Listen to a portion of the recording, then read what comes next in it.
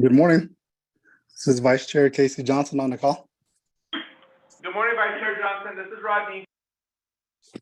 Good morning, Ronnie. I'm on the call.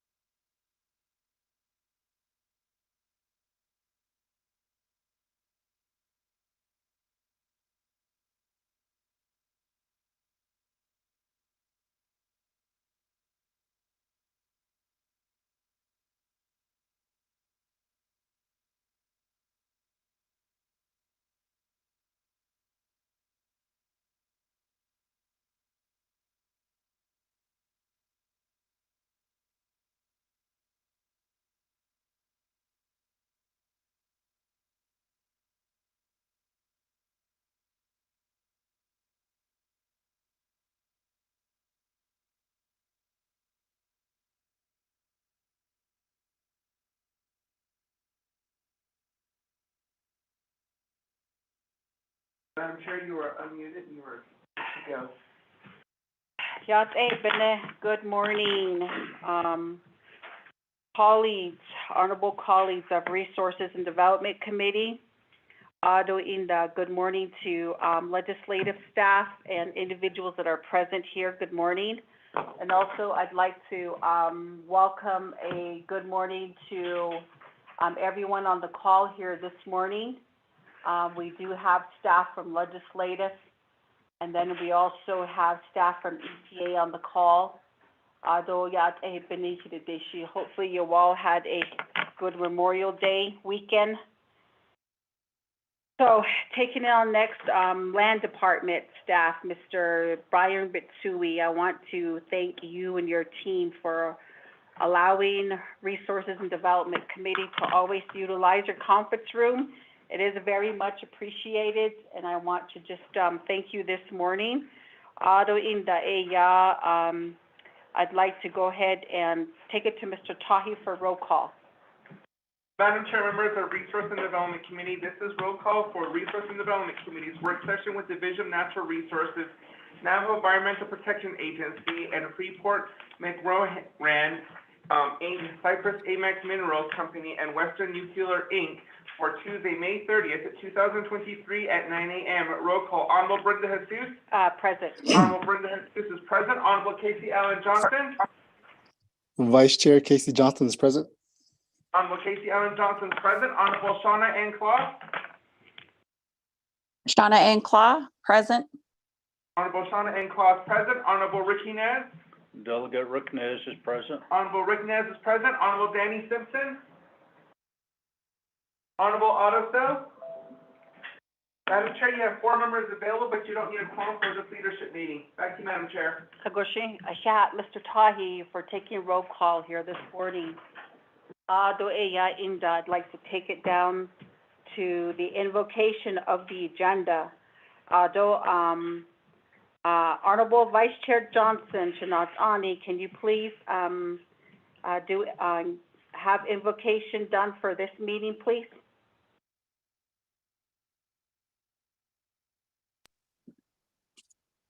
Yes, good morning. Can you hear me? Yes, we can, sir. Okay. Yeah, thank you for allowing me the opportunity for the invocation. So I'll just go ahead and start with our prayer. Dear Heavenly Father, we come to you this morning to thank you and thank you for all the beautiful blessings you have bestowed upon us. Thank you for all the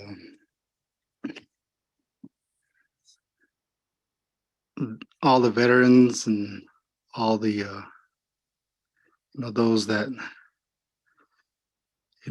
for the weekend, Memorial Day weekend, and our memories for those that have gone on. Thank you for all the all those that are still with us today, and just like to just be grateful for everything, our lives. I'm grateful for our family, and just very grateful for all the beautiful blessings you have bestowed upon us. So I just ask that you continue to watch over us today and continue to watch over us while we travel. Continue to guide us and protect us, and always keep us strong and healthy. And let's have a good meeting today, a good work session. And just like to thank everybody for being with us today. Yeah. I'll say all these things in the name of Jesus Christ. Amen. Honorable Vice Chair Johnson for that prayer this morning. Next, I'd like to go ahead and take it to introductions. So if I could have Vice Chair start with you for introduction.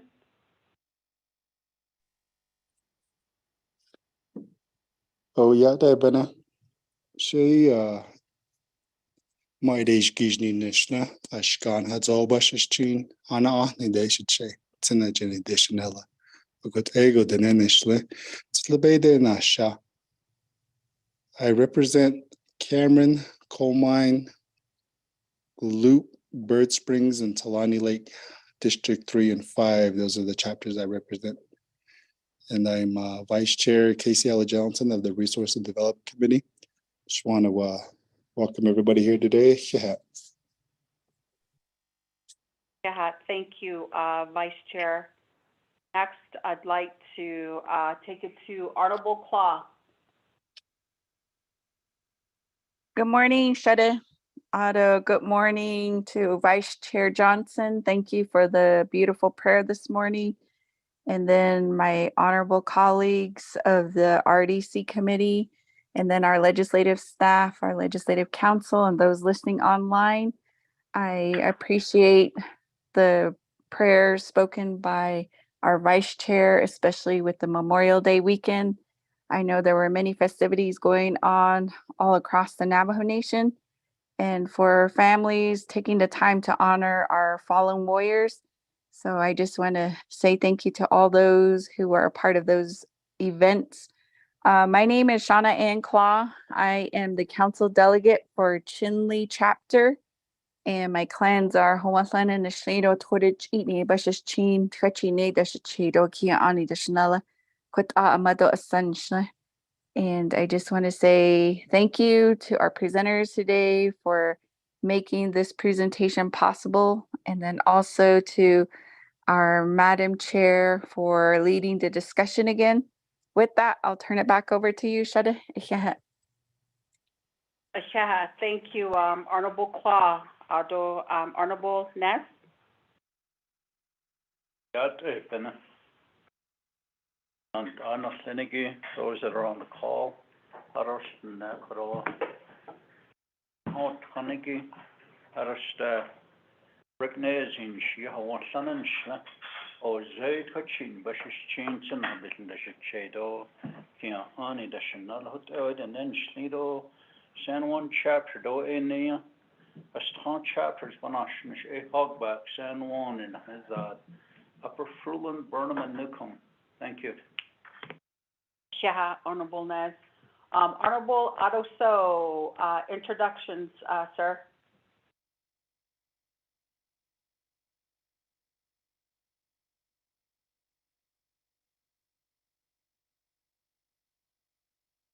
Morning, Aswadit. Oh, Yat Apene. Yes. Good morning, Yat Epinisman. Ado adet, sinala to adet, na sinala chair dos, vice chair. Ado adet, masan dos che. Honorable Claude, Honorable Nez, Honorable Simpson, Costa, Yat Epin. Kdoi, Yat Epin. Hey, Shay, ya auto sewing, yeah.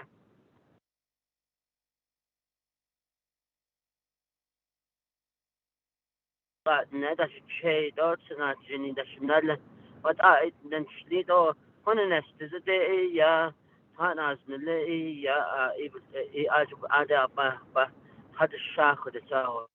But he said, that's doubt these things.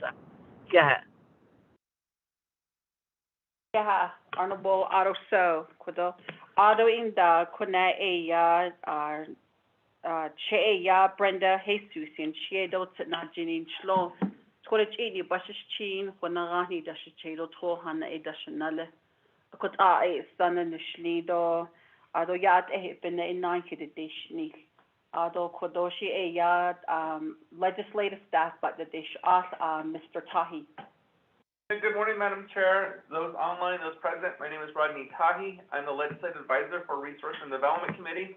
I'm Kiani and Senchikine, and I'm originally from Steamboat, Arizona. Back to you, Madam Chair. Shahat, Mr. Tahi, Mr. Mose.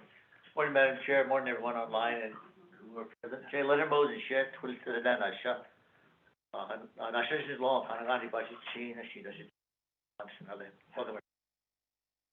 Shahat, thank you, Mr. Mose. And then next, I'd like to go ahead and take it to Ms. Salat Sajim with legislative.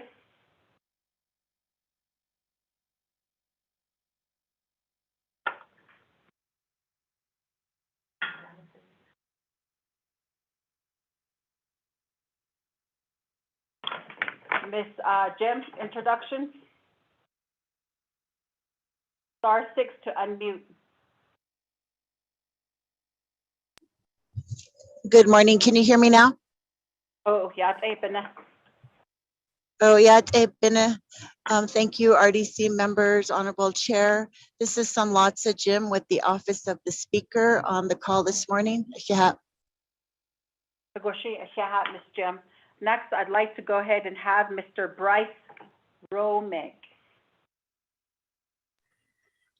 Good morning. My name is, good morning, Honorable Chair, Honorable Vice Chair, Honorable members of the Resource Development Committee. My name is Bryce Romig. I am the Director for Freeport McMoRan Remediation, and I'm honored to be here today with some presentation forthcoming. Thank you. Thank you, sir. Next, I'd like to take it to Jennifer Baggins. Yes, ma'am. Thank you. Good morning, RDC, honorable members. Thank you for allowing us to speak today, and I look forward to telling you a little bit more today about our work on Navajo AUMs. Thank you. Next would be Lydell Davis. Liddell Davis and Chad Sanjikin in the note that the net budget team. Thank you for having us today, Madam Chair and honorable members of RDC. Next, Mr. Melvin Yazzie, introduction. Good morning, everybody. Melvin Yazzie, Principal Mining Engineer with the Navajo AML Reclamation Department, and I'm one that excuse me a bit on the good morning. Thank you. Mr. Stephen City, are you on the call?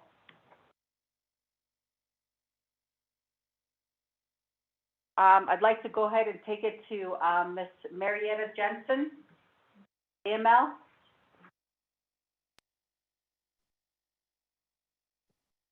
Yat Abin, Shay Marietta Jensen, and Shadow Nash Ejidina Anishlan, Nakarina Abashino, Tobahan Dashichedo, Kiani Dashanele, and Navajo Abandoned Mine Lands Banashnish. Yeah, Thank you. Going on to Ms. Shelby Daisy.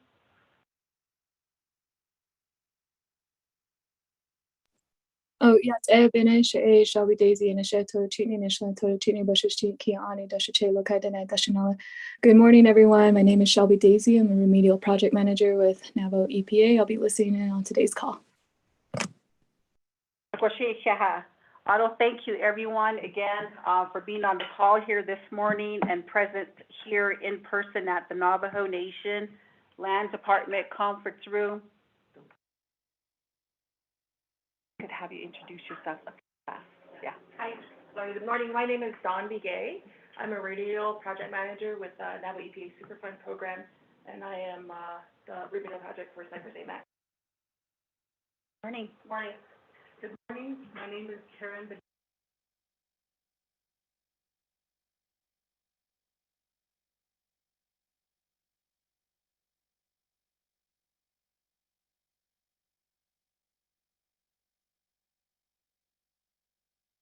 Thank you. Okay. Thank you. Yeah, Mr. B. Yeah, there's Stephen C. Begins here.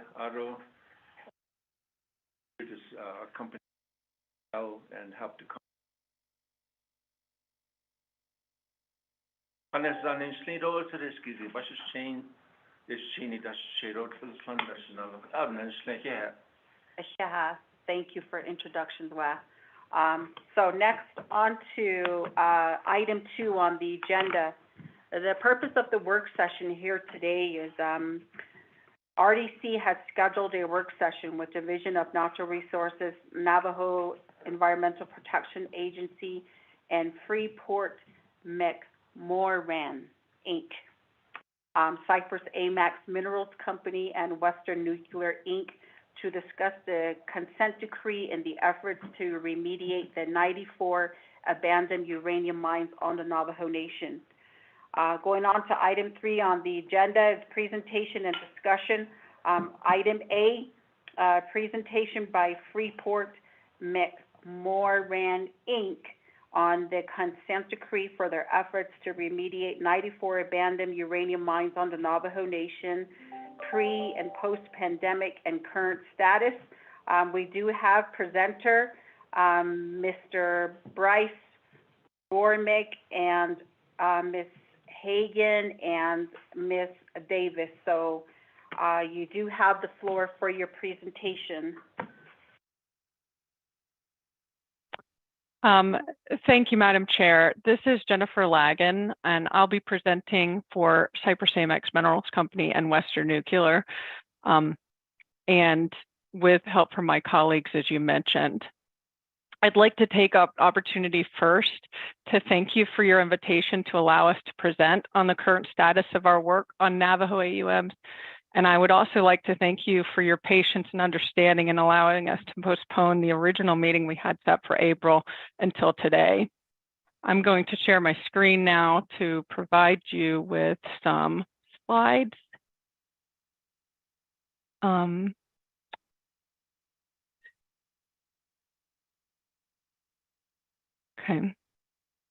Can you confirm that you can see the slides, please? Yes, we can see the slides. Okay, thank you. I appreciate that. So we last spoke with RDC last year in April formally, and this update is to both provide a status update from that time and also to allow the new honorable delegates onto RDC to understand our work and the status of it as we've been doing this work on Navajo for the past 12 to 13 years.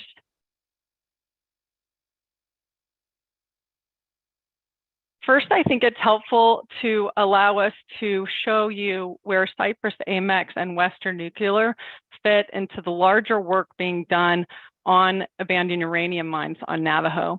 This is a graphic that we have been provided by US EPA, and I think it provides a very helpful illustration to both the private and governmental organizations that are working on Navajo today on abandoned uranium mines. As I've shown here with this box, Cypress AMX and Western Nuclear are responsible for investigating and addressing 94 mine sites on the Navajo Nation. I'll get a little bit more into how those responsibilities came about later, but first I'd like to introduce a little bit more fully myself and my team. Again, my name is Jennifer Lagan, and I'm the project coordinator under the consent decree signed by US EPA, Navajo EPA, and Cypress AMX to address these 94 mine sites. I'm supported at Freeport McMoRan by Mr. Bryce Romag, who's the Director of Remediation, who's also here today. We have contracted with Jacobs Engineering, formerly CH2M Hill, through the life of our projects on Navajo to provide in the field support for the investigations to date. We also have two Navajo liaisons that are on the call today. Peter Deniclaw is our Navajo Manager of Remediations, and Liddell Davies is our Outreach Coordinator. She works with the local chapters that we interact with to provide them status updates and answer any questions they may have about the work being done in their area.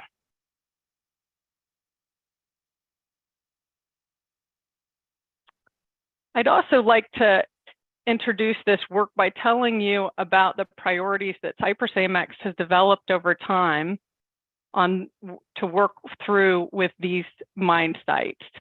These priorities were developed through conversations with US EPA, Navajo EPA, and many of our local stakeholders in chapters and other agencies of the Navajo Nation. As we clean up these mine sites, we have agreed with many of the voices on the Navajo Nation that these cleanup options need to be timely and protective of local communities. Pursuant to the regulatory documents that we're under, these actions also need to be consistent with CERCLA and additionally Navajo traditional beliefs. As a company, Freeport McMoRan is invested in continued consultation with our stakeholders, including local community members, local governmental officials, district officials, and national officials. Freeport McMoRan also embodies supports economic development as part of any implementation of a solution on Navajo Nation. And I'll get into a little bit more detail about how we're providing that economic development a little bit later in this presentation. Additionally, we strive to make our cleanups cost-effective and based on the latest in technical science and innovation. This time, I'd like to throw it over to Mr. Romeg for some brief words. Thank you, Jen. And once again, thank you, honorable members of the Resource Development Committee. It is indeed a pleasure to be here and have the opportunity to present Cypress AMAX programs for the cleanup of abandoned uranium mines on the Navajo Nation. My role is that of Director for Remediation Projects, as Ms. Lagan mentioned. And that role is for Freeport McMoRan. Today, I represent its subsidiaries, Cypress AMAX and Western Nuclear Incorporated. Primarily, my role is to support the work that leads to the cleanup and remediation of the company's legacy liabilities, and that is not just on Navajo, but nationwide. And apart from the discussion provided in this presentation, my primary message to the committee is that the cleanup of AUMs on Navajo is indeed a priority. We take seriously our responsibilities, and our project work is fully funded with the support of our senior management within Freeport McMoRan. We're fully committed to proceed with that work and the work at hand on 94 mine sites under pending agency authorizations. This list here that is being shown is indeed a set of priorities, and we look forward to current and continued development of our partnership with the Navajo Nation. And with that, I'll turn it back over to Jen Lagan. Thank you. Thank you, Mr. Romeg.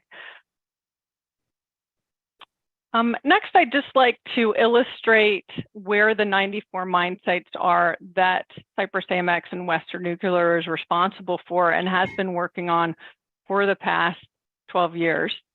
This graphic, I apologize, is a little bit old, but I think it does a really good job of showing you where all the mine sites are on Navajo by Navajo AUM region, and those regions have been set up by EPA to address Navajo AUMs.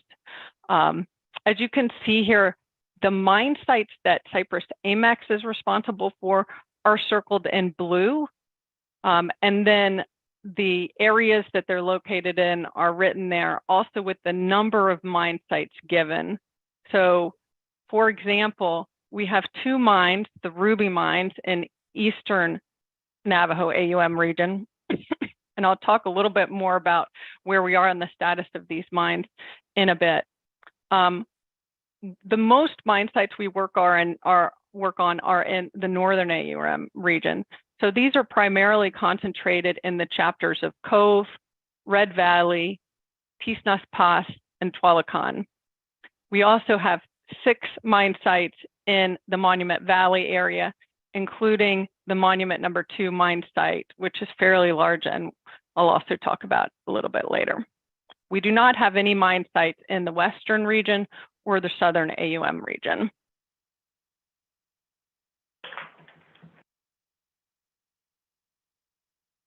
A little bit more information on how the Cypress AMX and Western Nuclear mine sites are included in the 523 abandoned uranium mine sites that have been identified to date on the Navajo Nation. As you can see here, many of these sites have funding and many do not. Excuse me. Specifically for Cypress AMX mine sites, of the 94 mine sites that we are responsible for, 77 of these mine sites had a historical or contractual connection to Cypress AMX or Western Nuclear. As part of the negotiations between Cypress AMX, the United States Department of Justice, and the Navajo Nation Departments of Justice, Cypress AMX also offered to include 17 mine sites with which those entities had no connection to. However, these mine sites are called proximate mine sites because they are located either adjacent to or very close by the 77 mine sites. And there is efficiencies that can be gained by investigating and cleaning up the soil aspects of these mine sites as part of our continued investigation of the 77 mine sites.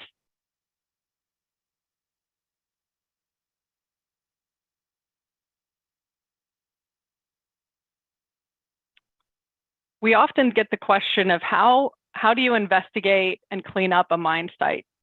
And you may have seen this graphic before. This is something that EPA put together and is used in many of their presentations. And we support this process. I think this graphic, I think it does an excellent job explaining how the Superfund process works on the Navajo Nation. Excuse me. The Superfund process as a whole and on the Navajo Nation is divided up into 4 different processes. The first process is assessment of any mine site. It's important to understand that this entire process is done for each mine site, although mine sites may be grouped together if they're close by each other. That first portion of the process begins with assessment.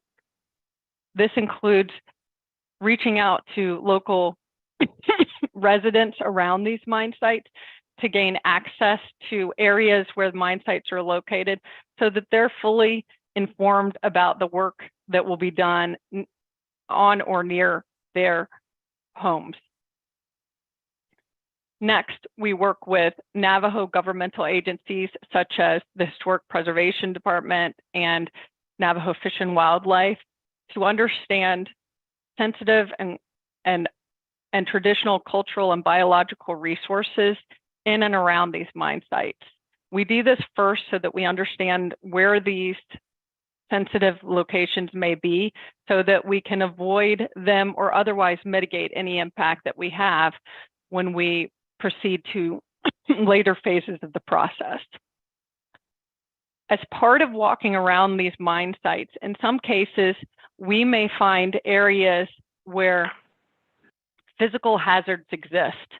These physical hazards may be historical openings into mine sites, such as adits or vents that we identify need to either be closed or appropriately restricted from public access with signs and fences. To date on Navajo Nation, we found a few of these, and I'll tell you a little bit more about those later in the presentation.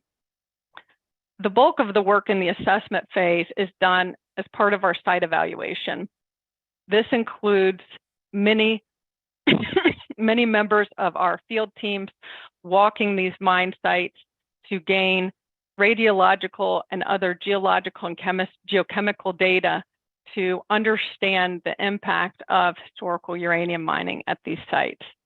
In many cases, this portion of the project can take months to years to complete. As we complete the assessment phase, we strive to have a full understanding of any impacts on the mine site and be able to inform actions that will allow us to evaluate different response actions for the mine site. This allows us to move into the decision-making phase. Under the decision-making phase, we complete a document called an engineering evaluation cost analysis. This is a very technical way of saying that we look at different alternatives to respond to the impacts that have been identified. In many cases, the actions that we identified are similar across different mine sites. So we may look at different groups or areas of mine sites to evaluate alternatives for our response action. And when I say response action, to be very clear, that normally means what we're going to do to clean up these mine sites. Once we have a list of available options that are viable for these mine sites, that information is provided to Navajo EPA and US EPA, who work with us to fine tune them to make sure they fit within regulatory requirements and feasibility feasibility options.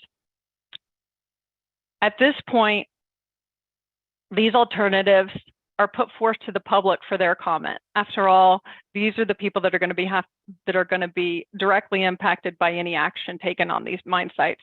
So we take very seriously the public comment period that allows the community to voice their opinion on the different alternatives that are being evaluated. Finally, the final response action to be implemented at a mine site is selected by US EPA in consultation with Navajo EPA and is set forth in an action memorandum. This provides Cypress AMEX with, excuse me, the path forward of how to clean up these mine sites. Typically, the decision-making process can take 1 to 2 years to complete. Next, we move into the cleanup phase. This includes a bit of design before a final action is implemented. This just allows our engineers and technical experts to bring together the technical resources necessary to effectively implement a response action so that it can be protective over the long term. And finally, the action in this cleanup stage. That's when you will actually see trucks and equipment on the ground implementing whatever action is selected.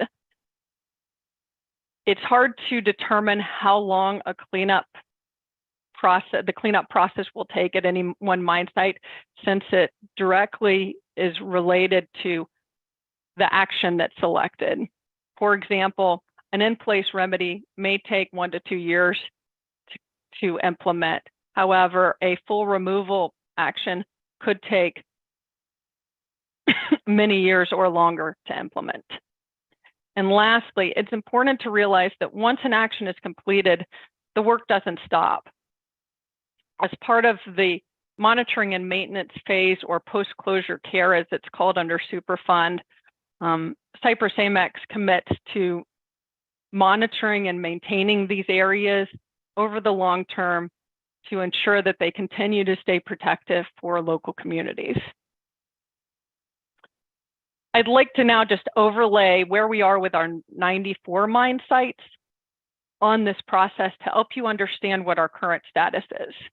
To do that, I'd just like to explain that of our 94 mine sites, when we started this process in 2017 and before, we agreed that the most efficient way to complete this work was to divide the mine sites into 3 groups. I'll just mention that there's 2 mine sites, the Ruby mines, which I talked about earlier, which were begun in 2011 to really help us understand the path of how the Superfund process on the Navajo Nation would work. And so those are a little bit further along in the process. In 2017, we began our work on the remainder of the 92 mine sites, dividing them up into these groups. And I'll speak about each one of these individually, but I'd just like to provide this overview of where we are at each one of these groups.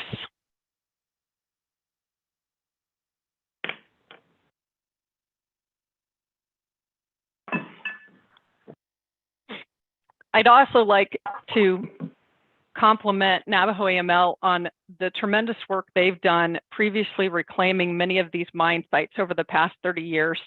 And I know they'll talk to you in depth a little bit later today about what they've done. But their work has really paved the way for the investigations and cleanup that we are undertaken and that we'll implement in the future. Among other things, they closed physical hazards such as mine openings that may cause an imminent health threat to the local public.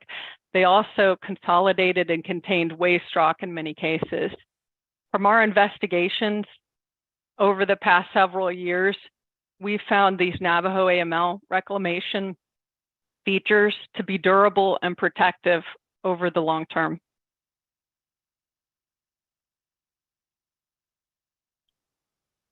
Here's just a little bit more information about some of the physical hazard closures that we were able to do. Specifically at the Ruby Mines, when we started there in 2011, there were several openings that we identified that needed some additional closure work. And that's illustrated here. In one case, in this upper left-hand picture, this was an old vent from a mine that had been used as a trash dump locally. We were able to remove this trash off the Navajo Nation and close the vent, which was basically just a deep hole into the underground mine workings, as you see here. This was a picture taken immediately after the closure, but over time, this area has revegetated and is indistinguishable from the local terrain. Additionally, here on the bottom set of pictures is an old adit, which is an entrance to a mine that was about 30 feet by 30 feet wide and about 30 feet deep. It really had the opportunity to provide an attractive area for both animals and people to enter. So we were able to close this with our specialized teams of mine closure experts. And this is the area, as you can see in it today. That area is revegetated and is protective of illegal trespass into that area. I'd just also like to mention that throughout this, we work with our Navajo agency stakeholders such as historic preservation and fish and wildlife to make sure that we're protecting sensitive species and culturally sensitive areas as we perform this work.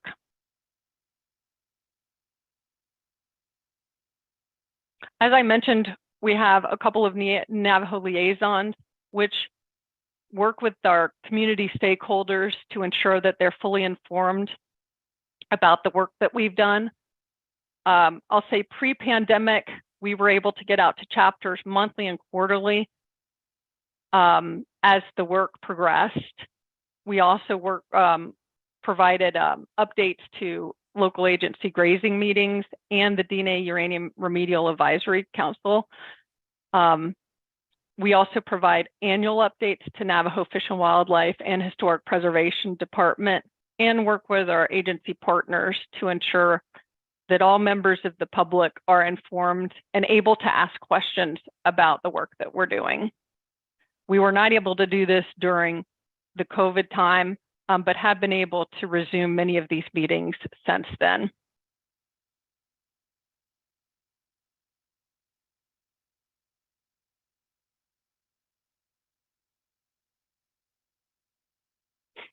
So as I mentioned, I'd like to just tell you a little bit about each of the 4 sets of mine sites that we have, the Ruby Mines and then our 3 groups of mines. So the Ruby Mines are the 2 mine sites that we have in Eastern Agency. As you can see from this map, they're located in the Smith Lake chapter, just north of Thoreau. And we've been working on these since 2012. And myself personally, I was one of the geologists out investigating this mine site. So I'm very familiar with the area out here. We were able to complete the investigatory field work in a 2-year period from 2012 to 2014. And through that, we identified 1 capped waste rock pile at each one of the sites. We submitted those investigation reports in an RST report, which was approved in 2016. Since 2018, we've been working with Navajo EPA and US EPA to identify and evaluate different alternatives for these waste rock piles and mine sites. And we anticipate that report to be completed sometime this year.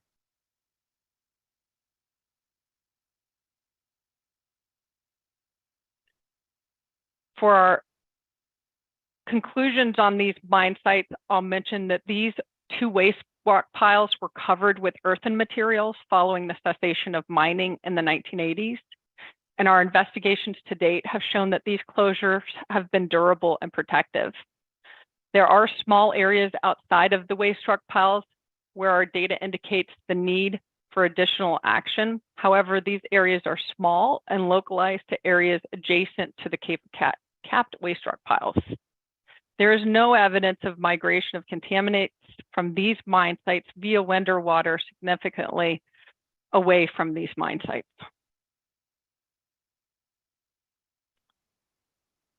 Fast forwarding to 2017, when we begin our work on our Group 1 mine sites, these mine sites include 31 mine sites within northern and central Navajo.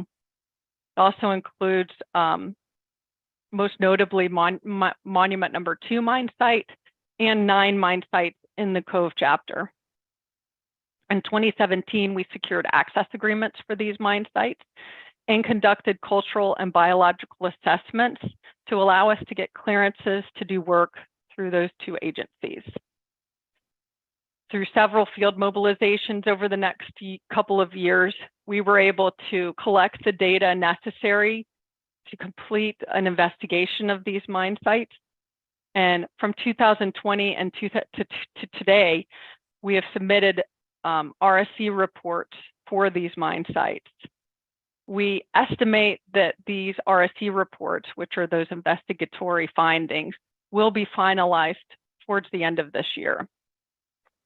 This year, we also began evaluating alternatives for each of these mine sites and have begun to submit those reports to Navajo EPA and US EPA. For these mine sites, Navajo AML did extensive reclamation work at most of these Group 1 mine sites, and I know they'll be here later to tell you more about that. What we have seen from the data from our investigation is a testament to Navajo AML's work at these sites. In general, mine sites in the Setah and Monument Valley areas have been shown to be efficiently reclaimed and have limited extent of impacts. In essence, the migration of contaminants, if any, has been shown to be limited to immediate areas around the mine sites and is not reaching sensitive or residential receptors nearby. For the Cove mine sites, they have also been evaluated through investigations, but these investigations have been limited in scope because of the rugged terrain, steep slopes, and heavy vegetation within the mesas of the Cove chapter. Cypress AMAX continues to work collaboratively with EPA and Navajo EPA and EPA teams working on the Tronox mine sites to evaluate potential response actions for mine sites in Cove.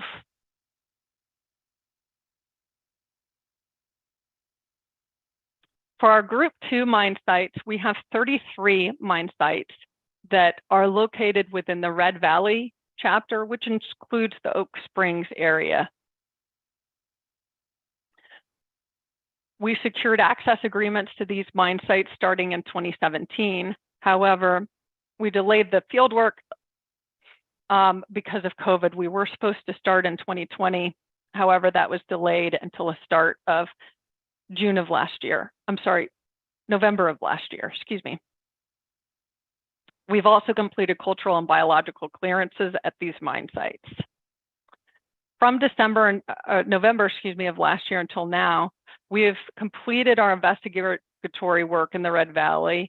And although it's too soon to make definitive conclusions, preliminary data suggests that the impacts from these mine sites in the Red Valley area is limited to areas immediately in and around these mine sites.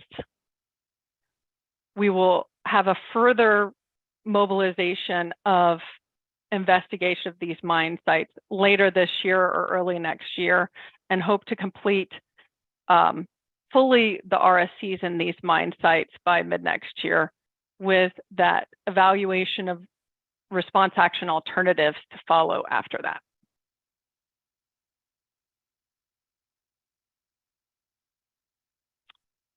Our Group 3 mine sites include 28 mine sites in North and Central Navajo, and then 1 mine site in the Chilchenbito chapter. We've completed early site reconnaissance at these mine sites, meaning that we've been able to get field teams in to identify where the mine sites are and understand what personnel and equipment we'll need to secure to get into these mine sites to complete our investigations.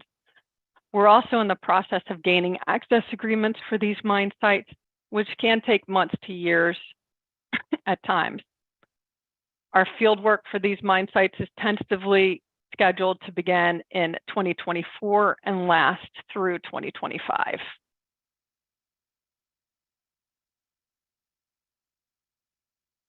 Excuse me.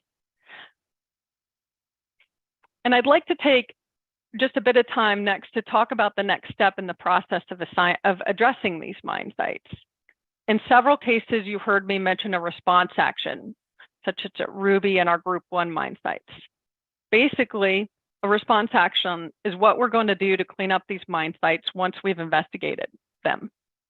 The selection of a final response action following a path prescribed under federal Superfund regulations that have been adapted, excuse me, have been adapted to fit within Navajo fundamental law. Cypress AMX, with input from Navajo EPA, US EPA, and other local Navajo stakeholders and advisors, have created this graphic to show how this process works. Consistent with Navajo fundamental law, it's important to recognize, think about, and study and understand health risks to humans and the natural world for any alternative that we select for a mine site. We also review these alternatives to make sure that they reduce risks. At that time, the agency may select a remedy.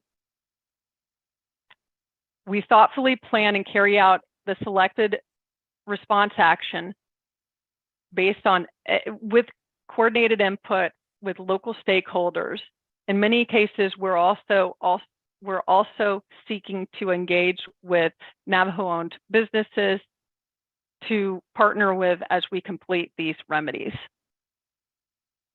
Once the selected response action is completed, there's a period of ongoing monitoring and maintenance around that selected removal action that can last for many years. As we work through which alternative needs to be selected, so in this blue circle, some of the questions that are asked are is the selective action protective of human health and the environment? Of course, if the answer is no, then the alternative is not eligible for selection as a cleanup action. Any selected action must also comply with what are called ARARs, which are applicable and relevant and appropriate requirements to make sure that we conform with the laws of the United States and the Navajo Nation. If a selected response action does not comply with these actions, then it is not carried further. If it does, additional questions are asked to understand the long-term effectiveness and permanence of a solution, if it's implementable, and what's the cost. We also work with the community to gain their input on alternatives during these selection processes.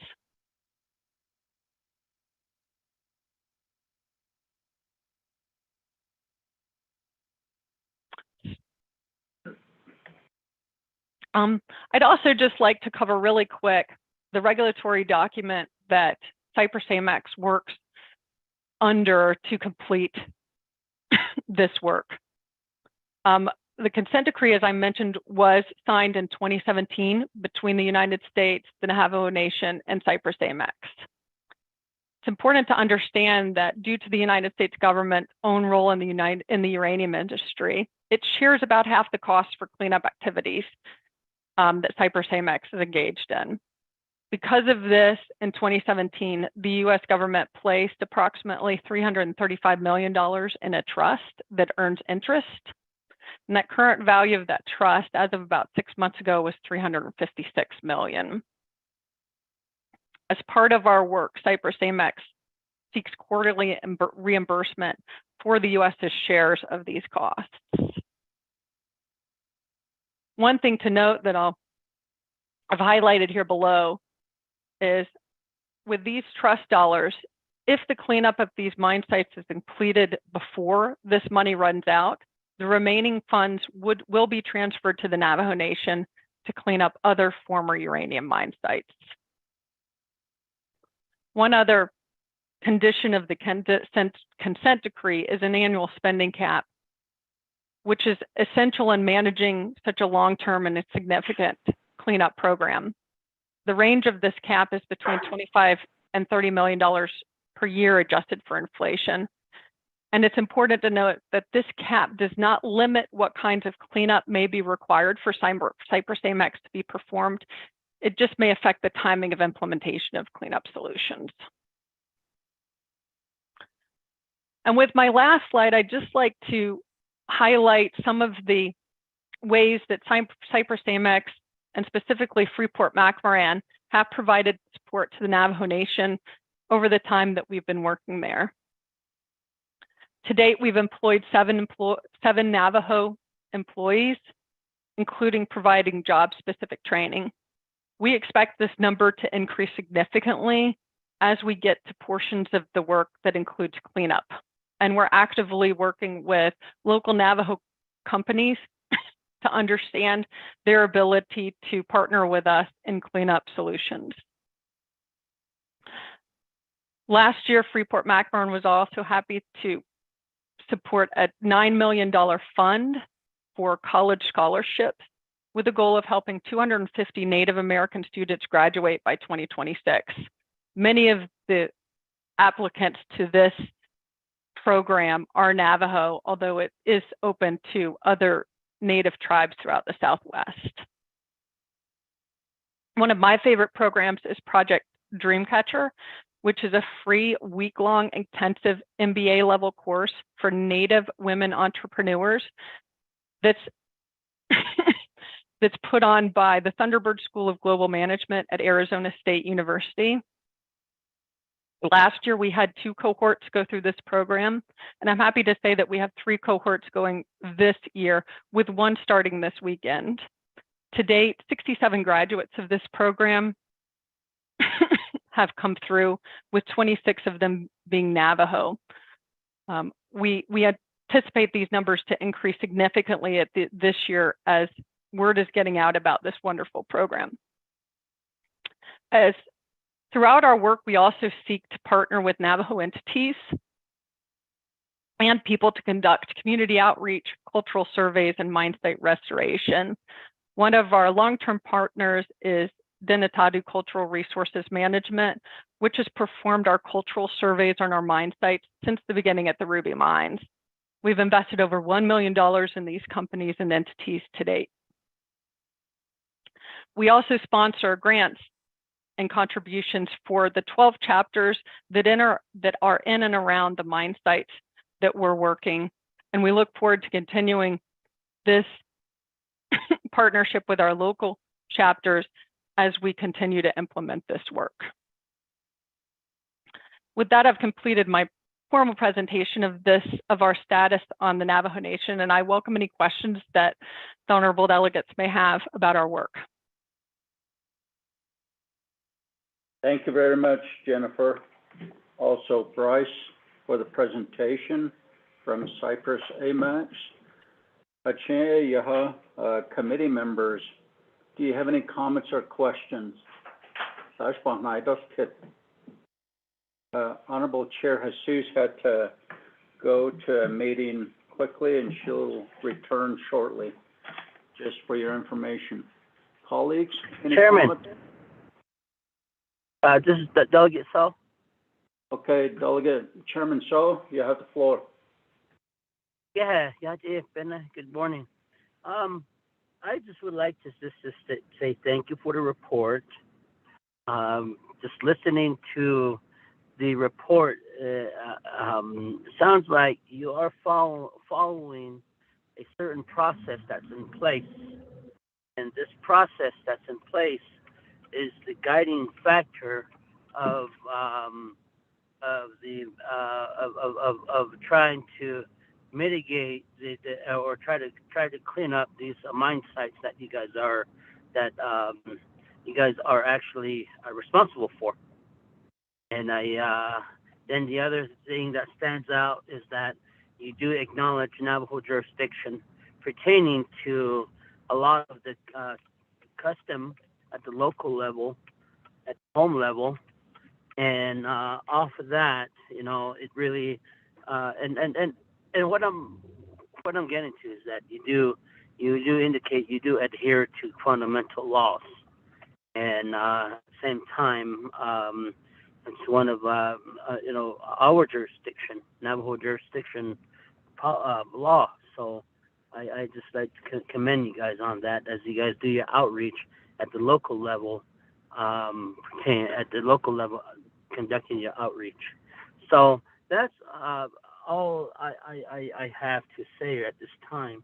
And the information that you have provided is extraordinary and helpful, because a lot of the information that's out there is really not given to the how can I say, I guess the acknowledgement of how this information is disseminated is not I guess taken in a way that people would really understand this cleanup process here. And then especially when you talk about the caps pertaining to the trust fund, and just those things really catches my attention. And it is, to me, I look at it as it's designed to a point where it is really well thought through on the cleanup plan that has been put in place, and then the consent decree. That's all I have to say at this time. And the information that was provided is very informational. I appreciate it, and I am aware that this is only in the northwestern portion of the Navajo Nation, or northwestern portion of Arizona, particularly in there in Ojeto. That's where you guys have mines, and you guys are responsible for cleanups. So that's all I have to say. And I appreciate it. Yeah. Okay, thank you, Chairman So, for your comments, and I'll go back to Jennifer.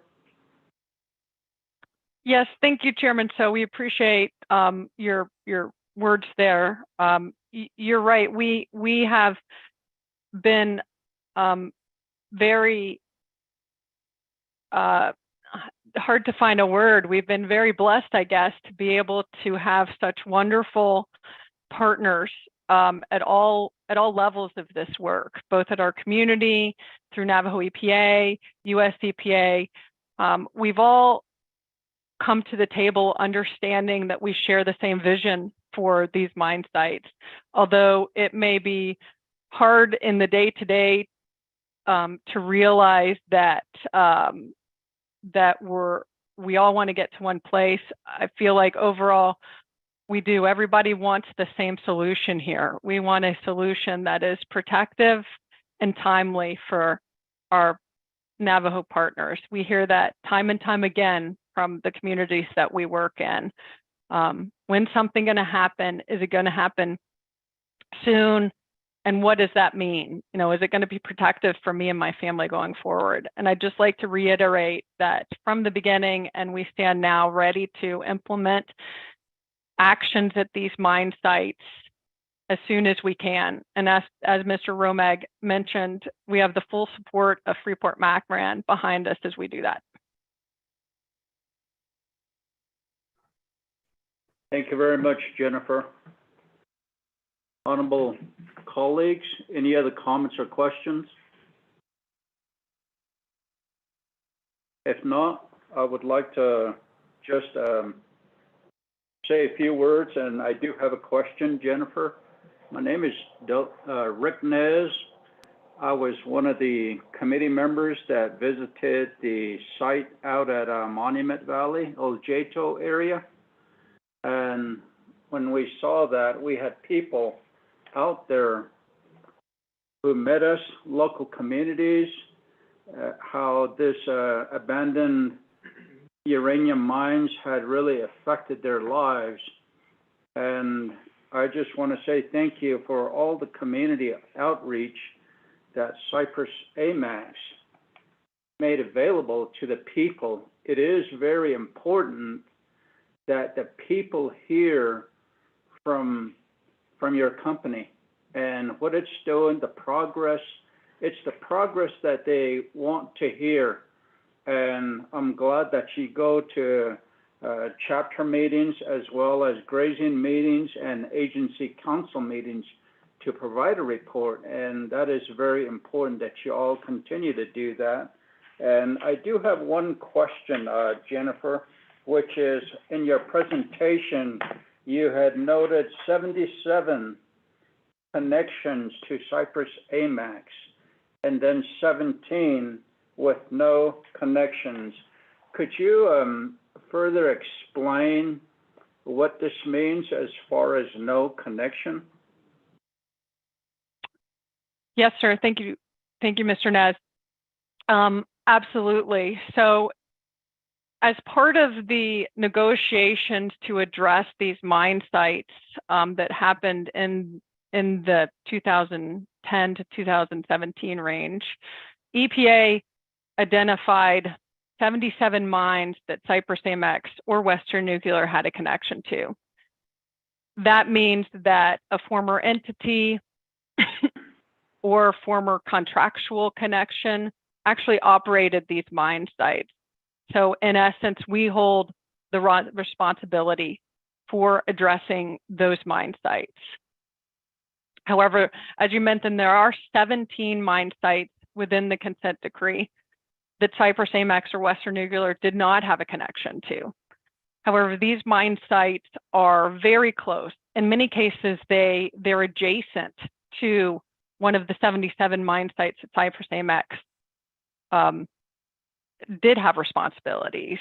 In essence, if you're walking, you take one step and you go from a Cypress AMX mine site that we operated into a mine site that we had no connection to.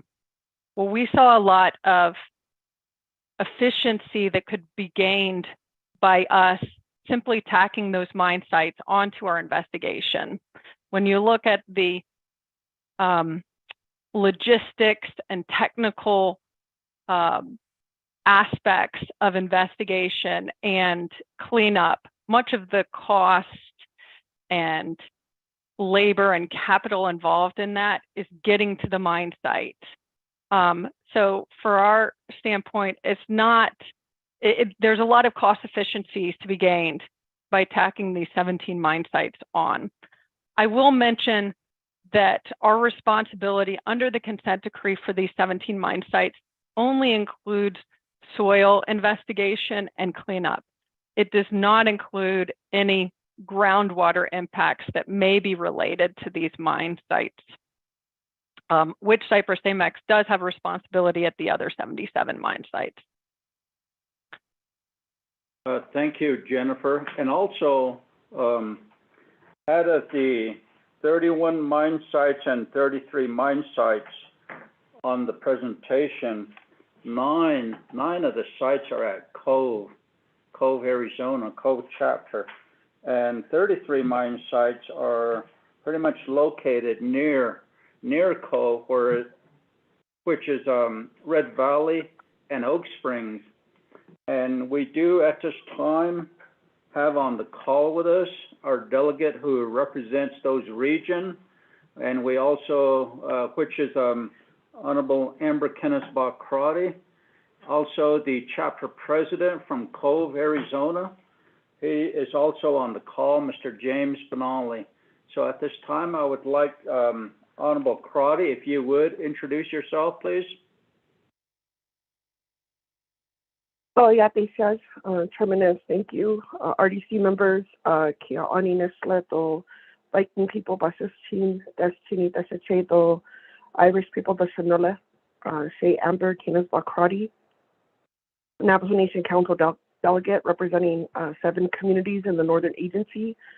Majority of them have been impacted with direct uranium contamination, and we're dealing with the health disparities and the downwind issues. Thank you, Chair. Thank you, Shemayaja, Honorable Crotty, for being on the call. I know it's very important for you to receive this information as well, and you're more than welcome to ask a question in a while. But let me go to our chapter president from Cove, Arizona, and let him introduce himself because 9 locations are in his area. Mr. James Benally, could you introduce yourself, sir?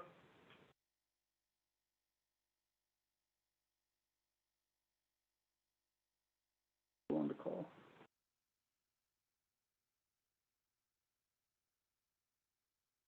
I guess he did get off the call. So, Honorable Crotty, if you would, do you have any comments or questions? Chairman, thank you, committee members. At this time, we have been working with the community on updates and concerns. So at this time, I just want to continue to listen into the presentation as we move forward into what will be the next phase, and then how we can develop policy that will help and strengthen either this type of development or future development in our impacted communities. Thank you, Chairman. I appreciate it. Thank you, and I do appreciate you going out there last fall when Cypress AMAX was out there in Cove providing their presentation to the people. So thank you for that. Honorable members of RDC, any other comments or questions before we move on? Shana, Pro Tem Chair Nez, this is Shauna and Claw, request to speak. Honorable Claw, you have the floor. Yes, yeah. Thank you to Jennifer, and I just have a few questions, Jennifer. In your presentation, you did state that the cleanup was scheduled for 2024. And I just want to find out what were some of the reasons why it cannot be done this year. And then also just thinking about the cost of inflation and then the materials. I know that the cleanup was started for the Cameron area, and I am pretty sure the cost of the project increased significantly due to inflation. So I just want to know if there was an analysis done on how much work the project cost difference is, so that when we're looking at the amount of funding that was set aside by the United States government and also Cypress AMAX, and then also the company, were you able to determine if that funding is sufficient? As you stated, it's going to cover the sites, but anything that is left over will revert back to the Navajo Nation to determine other sites that can be cleaned up. So with that being said, I just want a ballpark figure of how many sites you think that will cover, the excess sites I'm talking about.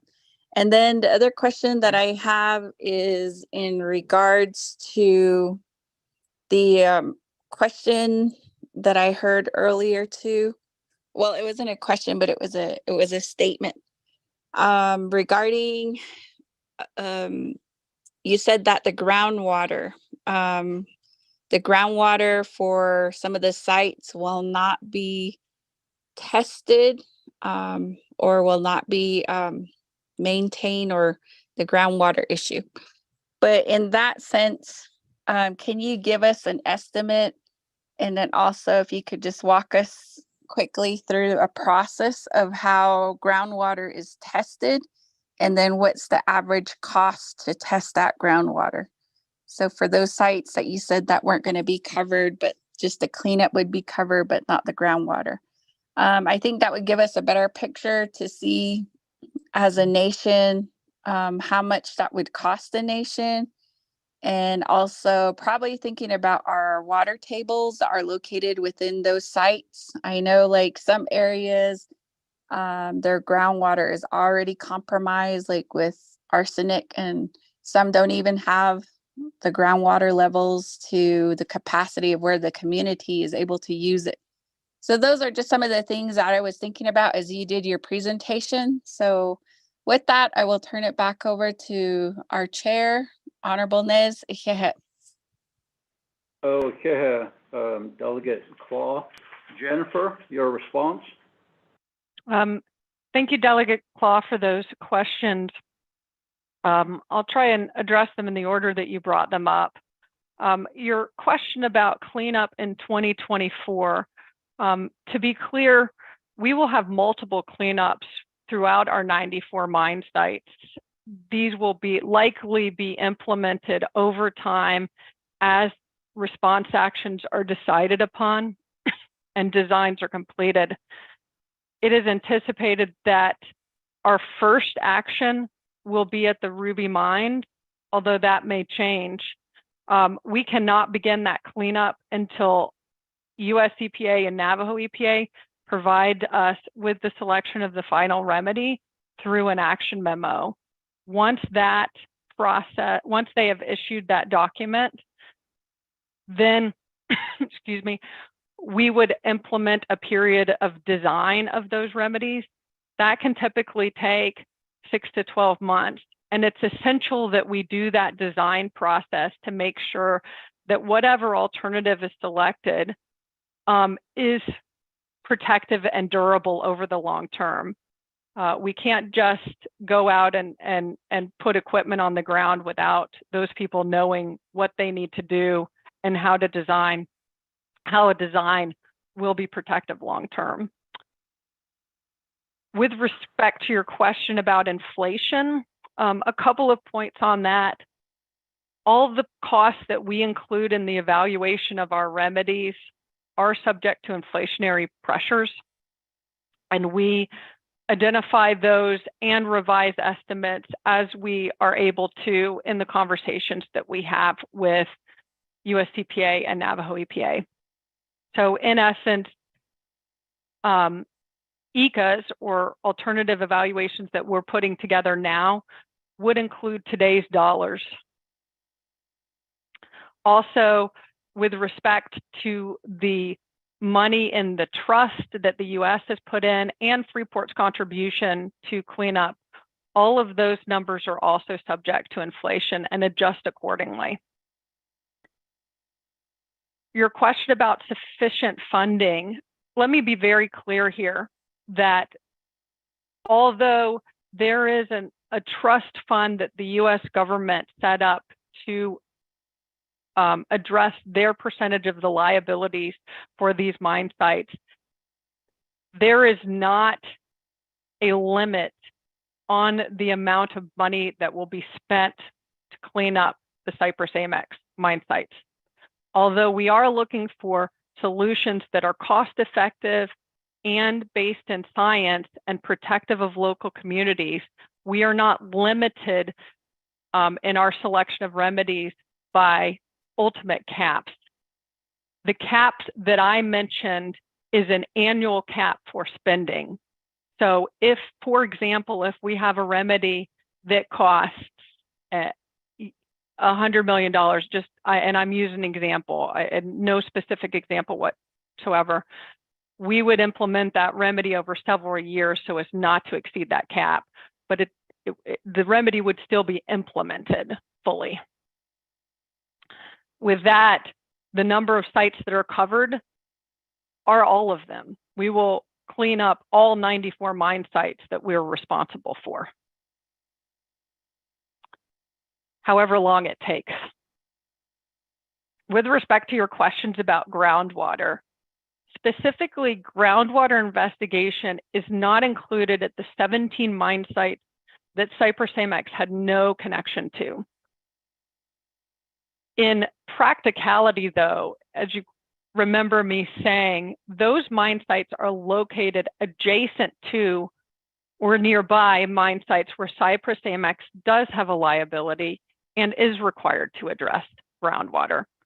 Under the terms of the consent decree that we are working under, Cypress AMX is required to investigate any existing groundwater wells within 1 mile of those 77 mine sites.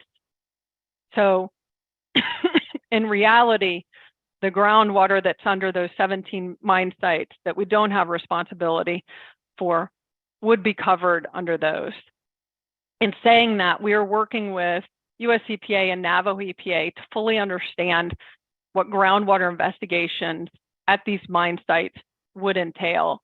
In many cases, in almost all cases, except for a handful, many of these mine sites were surface mine sites or near surface mine sites with extensive distances between underlying groundwater resources. At the couple of mine sites where we did have underground workings, so deep workings that may have intersected groundwater, we're also working with Navajo and EPA to understand what groundwater would look at going forward.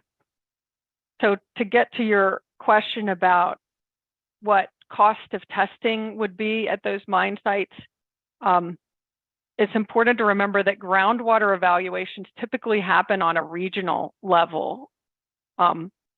They're not done at a mine site level. So while although you may look at wells at a mine site, you have to look at wells throughout an area to really understand what groundwater conditions would be. So additional costs to the Navajo Nation, I don't think there would be any at this time. Thank you. Thank you, Jennifer, for your response. Delegate Claw, do you have a follow-up question? Thank you, Honorable Nez. Thank you, Jennifer. No, that answered it really well, and that gives me a better idea, but I do appreciate that. So thank you very much. Okay, colleagues, any other comments or questions? None. Then, yeah, we'll go on to presentation discussions B. The next presentation will be by Mr. Melvin Yazzie as well as Mr. Stephen Etzity. The presentation on updated information and the reclamation progress of abandoned uranium mines on the Navajo Nation by the Division of Natural Resources and Navajo Environmental Protection Agency. Mr. Yazzie, you have the floor, sir. Thank you, and good morning, everybody. Thank you, RDC, for giving us the ability to present today. The main focus of the Navajo Abandoned Mines Program, the presentation will be to give an overview about what type of reclamation has been done on the Navajo Nation. And this will not only include uranium, but the other resources, which will include coal, copper, sand, and gravel. We're going to be going through a recap of the Navajo AML program and also bring out some information that we've been working on. And the whole purpose is to give information and educate based off of our viewpoint, and it's not to discredit any of the work that's ongoing by any of the authorities right now. So I'm going to again go through what Navajo AML is, what our authority is, what kind of activities we have performed, and then we'll get into the abandoned uranium mines and how we play as partnerships with the group. And then the last part will be some of the recommendations of Navajo AML. Navajo AML, one of the main things that we've done, we're under the Department of Interior Office of Surface Mining. And it's our duty that we report back to the Office of Surface Mining. And the main way we do it is by what we call key features, we've broken the mines into what we call surface mine and underground mines.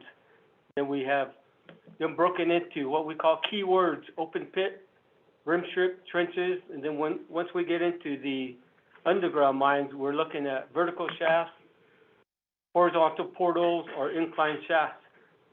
And we became a program in 1988. Upon becoming a program, we initiated an on-the-ground inventory where we went and did research of where these mines are located on the Navajo Nation. Then we did what we call a on-the-ground intent inventory of the sites. This is just a general map of the Navajo Nation showing where some of the different minerals are. Your yellow are what we call outcrops or geologic formations that are hosts for uranium ores. Then we have a blue, which is more of a copper host geology, and then the black or brown is areas where coal is located. One of the big things that we also need to be aware of is under Navajo AML's authority, we are only allowed to work on tribal trust lands. But the map shows you that the Navajo Nation is fortunate to have a large amount of resources within our jurisdiction. In terms of what kind of mine features we had mentioned, we have both underground and surface mines. These are some examples of what we've inventoried. The upper left is the open pit out in Monument Valley, and the upper right and lower left are open pits that were out in Cameron. Then we have some underground mine workings out in the Cove and Monument Valley area. When we did our inventory, one of the main things, we did a lot of public relations activities, and we had to inform the local communities that these mines are dangerous.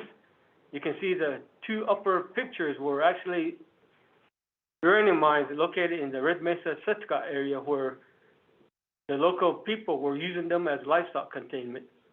So we had to inform them that they probably shouldn't be doing this. Two lower pictures show you underground mine features, one that is fairly stable, whereas the other one, a coal site, which had to have timber supports to help stabilize it. And under our authority, we weren't allowed to go into any of these mine sites, so any of our assessments were from the exterior. This is showing you some historic mine features where they had the railroad tracks leading into ore carts, and some mine waste that was just left out on the surface. Again, these are old inventory pictures, so you won't be seeing these anymore based off of the activities that Navajo AML has performed. Navajo AML, I had mentioned, we operate under the Surface Mining Control Reclamation Act of 1977, which is under the Department of Interior's Office of Surface Mining Reclamation and Enforcement. Under the OSM regulations, they've established what's called a Title V program, which regulates the active coal mines on the Navajo Nation. The Title IV is the abandoned mine lands. And in setting up the Title V active coal mines, this is actually where the Navajo AML program receives our funding. The active coal mines, at one time we had 4 on the Navajo Nation, which produced over 20 million tons per year. Right now we only have the Navajo mine, and they're anywhere from 4 to 5 million tons per year. But they paid what was called an AML reclamation fee. Initially, it was at 35 cents per ton. This went into an AML fund that was under the U.S. Treasury's oversight. Navajo AML would apply for yearly grants in turn to do our operations and any construction activities that we wanted to do. There's 32 states and tribes across the Navajo, or across the United States, and what the map's showing you is the whole emphasis is geared towards addressing abandoned coal mines. You can see eastern states are heavily impacted. Then once you come out to the west, we have more scattered mines. Well, another thing to keep in mind is when you come out west, we have large strip mining operations. The western states actually produce more coal than the eastern states. And we're fortunate that we were able to collect the AML reclamation fees starting in 1977. Under the Navajo AML program, we basically operate and have been able to develop partnerships looking at the Surface Mining Control Reclamation Act, where we do our AML reclamation projects.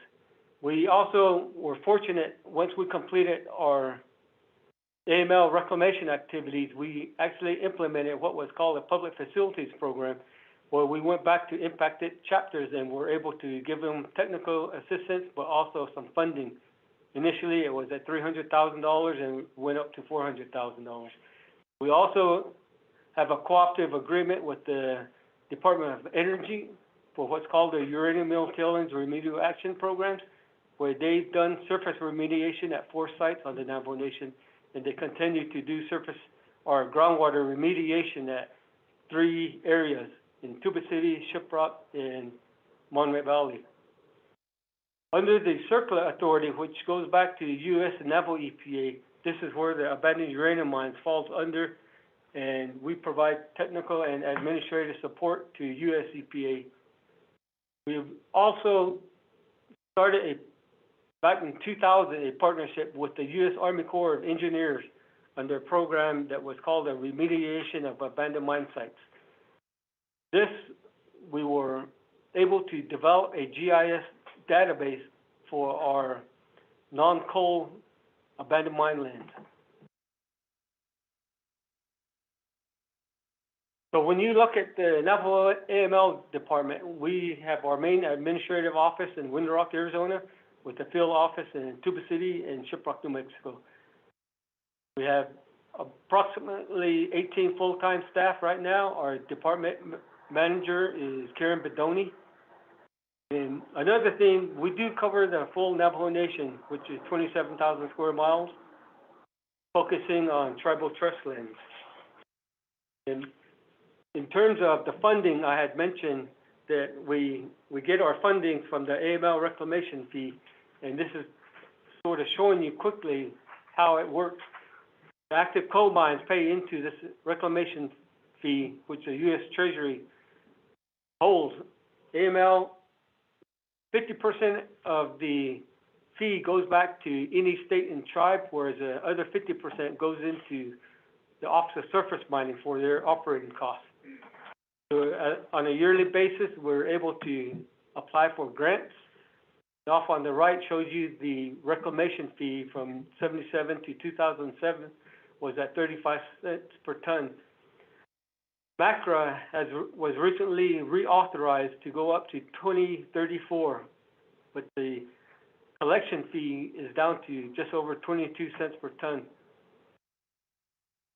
So Navajo AML will continue to receive funding through this MACRA law up to 2034. In terms of reclamation that Navajo AML has been doing, when we first started our activities, we used to do what we call a basic cut and fill activity. And as time progressed, we started reanalyzing what we were doing. In terms of developing a project under the Department of Interior, we have to abide by what's called the National Environmental Policy Act. This is where we have to get clearances for all our archaeological, biological, and abide by the Clean Water Act. We also have to go through and get land users' consent, grazing consent, and chapter resolutions before we do any of our projects. We compile this into either a categorical exclusion if there's no impacts, or an environmental assessment. This is submitted to the Office of Surface Mining for their review. Upon review, if there is no issues, they will issue us a finding of no significant impact and also an authorization to proceed. Since these are indirect federal funds, we have to have a authorization to proceed before we can do any construction activities. And we've been fortunate that we've had in-house staff that we can do all our engineering designs in-house. So this is all contracted out and in compliance with the Navajo Nation laws, business regulatory laws, labor relations, and we've been fortunate to get easily over 95% Navajo contractors to do the earthwork. Usually when we identify projects, it'll take us from start to finish about 2 years. We initiate the project development all the way to construction activities. As we've progressed, number 3 shows you that we've actually did some fine tuning to our engineering concepts where we did project out in Setka where we did an environmental monitoring project and we're able to show that in a arid environment that there's not really any mine waste or what they call leaching going on within backfill areas that we're working on. Early on, when we started our inventory back in 1988 and 89, we knew that we were dealing with uranium mine waste. So one of the first things we did was develop what we call an in-house health physics program. In terms of developing this program, we had former Department of Energy uranium mill tailings workers that were able to come on board and assist in developing what kind of equipment we need and also what kind of monitoring badges we need for our own personnel. With this, we developed a health physics training program where we would make sure that all our staff and any consultants that we brought on were properly trained and understood the impacts of the mine waste and being around radiological materials. Some of the important concepts that we always strive to achieve is anytime we're out in the field, time, distance, and shielding are important factors that we have to understand. So getting into some of the actual mine closures, again, these are underground mine features. One of the first or second methods in terms of expediting our closures, we started implementing what we call polyurethane foam. The foam is able to adhere to any of these irregular shapes of the mine openings, and we're able to properly seal these. Next. One of the drawbacks of the foam is it's susceptible to ultraviolet light, which is a sunlight. So we do what we call an exterior rock matrix, cover the foam, but this also blends in the mine features with the natural surroundings. This is showing you some of the different terrain that we've worked on in addressing the mine waste. We've been able to pull the mine waste off of these low mesas. So in terms of terminology, this is what we call accessible mine waste. You'll hear in different discussions what would be considered inaccessible mine waste. But some engineering factors when we're doing our activities is that all construction equipment have to have enclosed cabs and air conditioning. All the workers will have monitoring badges, and we will always have water on site for dust suppression. This is showing you a site out in Cove Mesa 2 from start to finish. The upper left is showing you the inventory original site conditions where you see a large waste pile and you see an ore bin. Some of the underground mine workings in this area actually go from mesa to mesa. A lot of work was done with ore carts that brought the uranium ore out. On the upper right, we start construction activities and all the way to post-construction where we weren't allowed to do any transportation of the mine waste. So what we did was establish project boundaries, and all the mine waste was buried on site. And one of our big target was to address or to put 18 inches of what we call overburden or clean material over it. So up to 2004, we were done with our reclamation activities. We had gone through the Navajo Nation and addressed 95% of our non-coal mines. And we started showing people what we've done in terms of reclamation and getting feedback from individuals.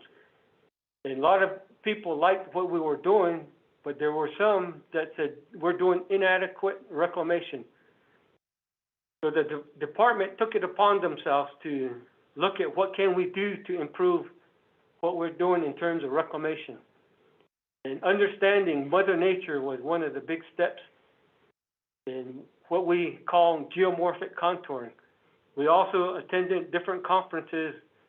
There's a large conference in Phoenix called Waste Management Symposium, where countries come in from areas where they have nuclear power plants all the way to low-level waste, like these mine wastes that we're looking at. So we started bringing in ideas in terms of trying to address the monsoon rains where we have large volumes of surface water. We attended what was called a StormCon conference, where they're trying to address surface water in municipal locations. So all these play a role in what we started looking at in terms of what we started terming as enhanced geomorphic reclamation. So the upper left shows you an area out in Cameron where Mother Nature has nothing that's linear. Any drainage pattern that you're going to be looking at has to be meandering and have different, I refer that to as a tree. You have different tree branches coming in. So ultimately, you get into the trunk, and that's where your large volume of water, surface water, will be concentrated. Your upper right is an area out in Red Valley where this was a small canyon that used to have erosion.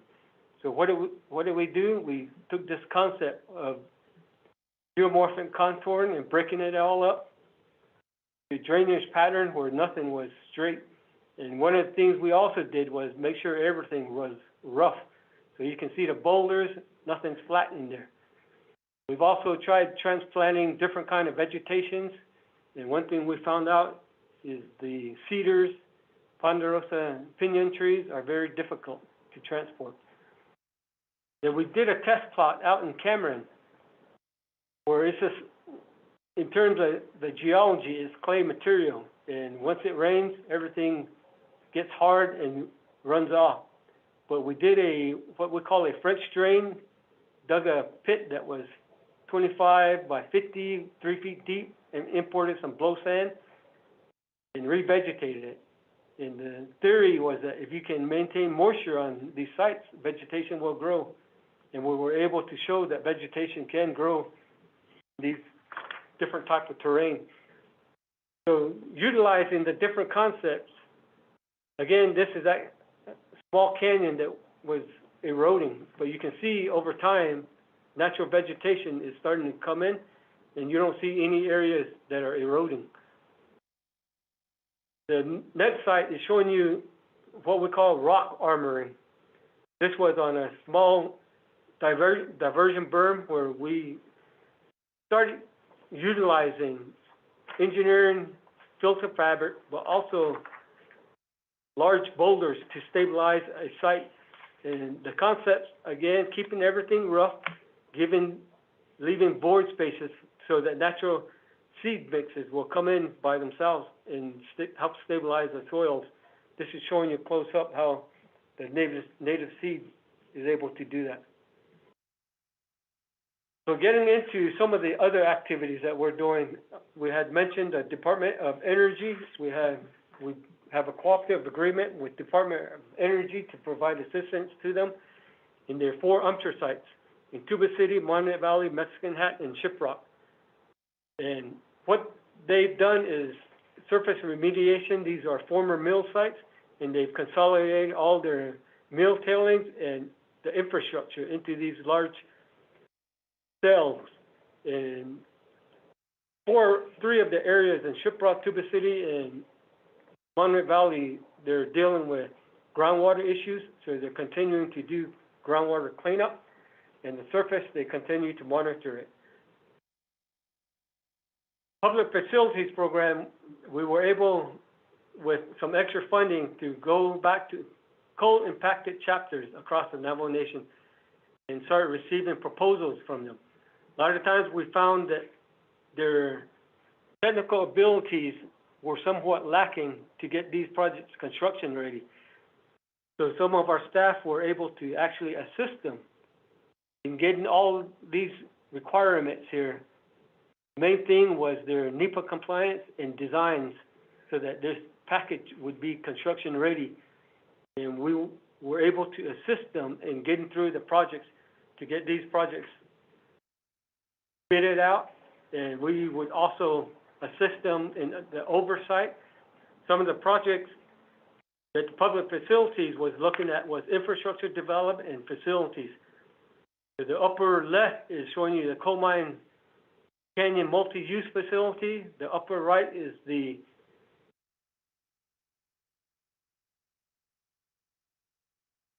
anyway, it's a senior citizens facility. Then the bottom left is showing you the Strip Rock infrastructure development, where they now have the Boys and Girls Club. Then power line extensions were also some of the projects. Senior citizens is the Lake Valley site.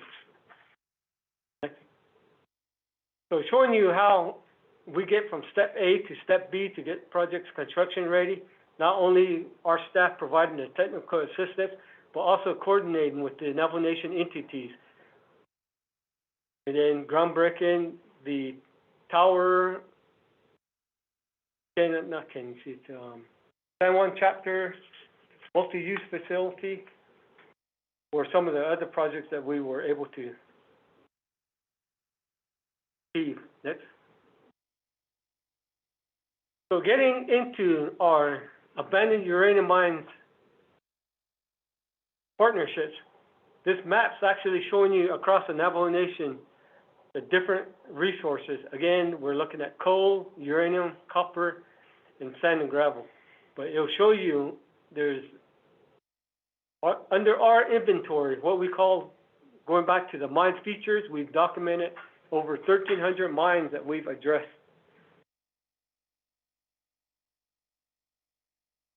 So under the Abandoned Uranium Mines Initiative, again, the lead entities under the CERCLA authority is US EPA and Navajo EPA. Then we have Navajo AML and other stakeholders who are part of this group that are providing assistance. And one of the main important things that we have to understand is the legacy of uranium across the Navajo Nation. It's impacted families and generations going back and probably even into the future. So being able to listen and hear what the stories are from these different areas, we showed that Navajo AML has been across the Navajo Nation to all these communities, and we've been able to at least try to give them some comfort in the fact that we've done reclamation on the Navajo Nation. And a lot of times through the public facilities, we've also been giving back to the chapters to get them some facilities and infrastructure. So understanding the uranium authorities on the Navajo Nation, under the Surface Mining Control and Reclamation Act, Navajo AML, we've done different kind of mines. But as of 2013, the uranium mines fall under the authority of US and Navajo EPA under the CERCLA law. So when we look at the Comprehensive Environmental Response Compensation and Liability Act, this is where you hear about the abandoned uranium mines. In the previous slide from Cypress AMAX, they showed you what kind of responsible parties are involved in dealing with the different mines on the Navajo Nation. Getting back to the map that Navajo AML, we talked about developing a GIS database. We've been able to share our reclamation information to US EPA, and they in turn have provided our information down to the responsible parties of for these sites. And just last year, the Department of Energy started getting involved with some of these sites that that fall under the authority of defense-related uranium mines, so DRUM. So sites on the Navajo Nation that don't have responsible parties are being evaluated by Department of Energy under the DRUM program. Now, when we start looking at the uranium mill tailing sites, that again falls under Department of Energy's authority under the UMTRCA law. So when you are looking at uranium impacts on the Navajo Nation going forward, there's different regulations and pretty difficult to try and follow who's got authority for what under these areas. Now this is showing you a timeline of Navajo AML's partnerships and discussions. It's been ongoing since the early 90s, where we were coordinating with Navajo EPA.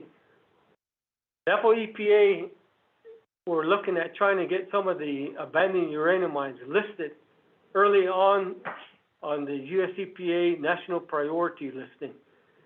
So they were looking at areas in Red Valley and then ultimately in Monument Valley.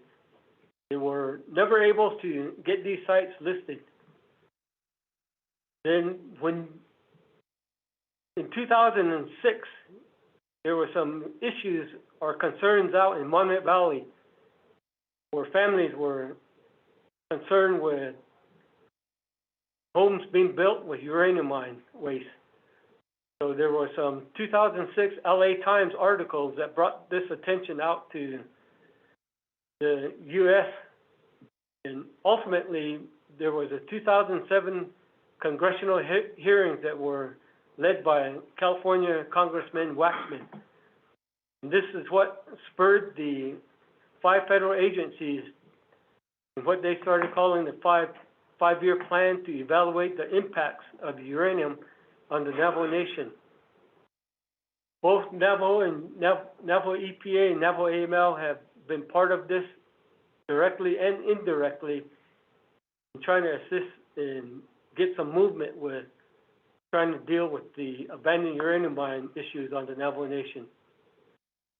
One important aspect to keep in mind about the Navajo Abandoned Mines Department is we cannot do any work on sites that are under the designation of the UMTRCA law or the CERCLA authority.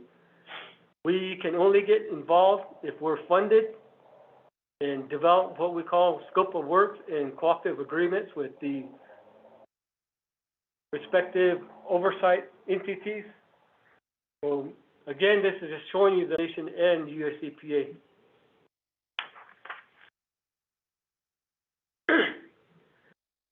When we talk about SMACRA authority, one thing we stress is we're dealing with reclamation, restoring lands to more of a natural setting.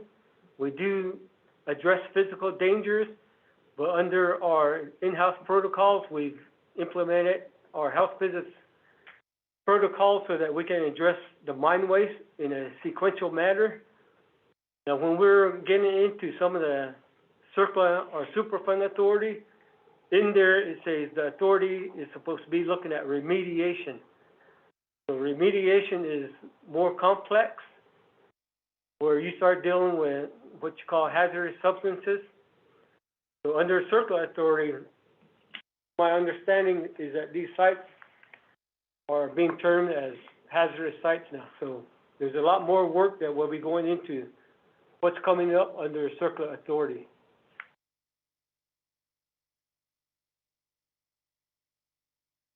This is just a quick recap about, again, Navajo AML's SMACRA authority, how long we've been doing reclamation, and getting into the GIS database. Through the funding of the U.S. Army Corps, this is where we've been able to put a lot of our information about the site locations and our reclamation activities, and this has been shared with the respective oversight.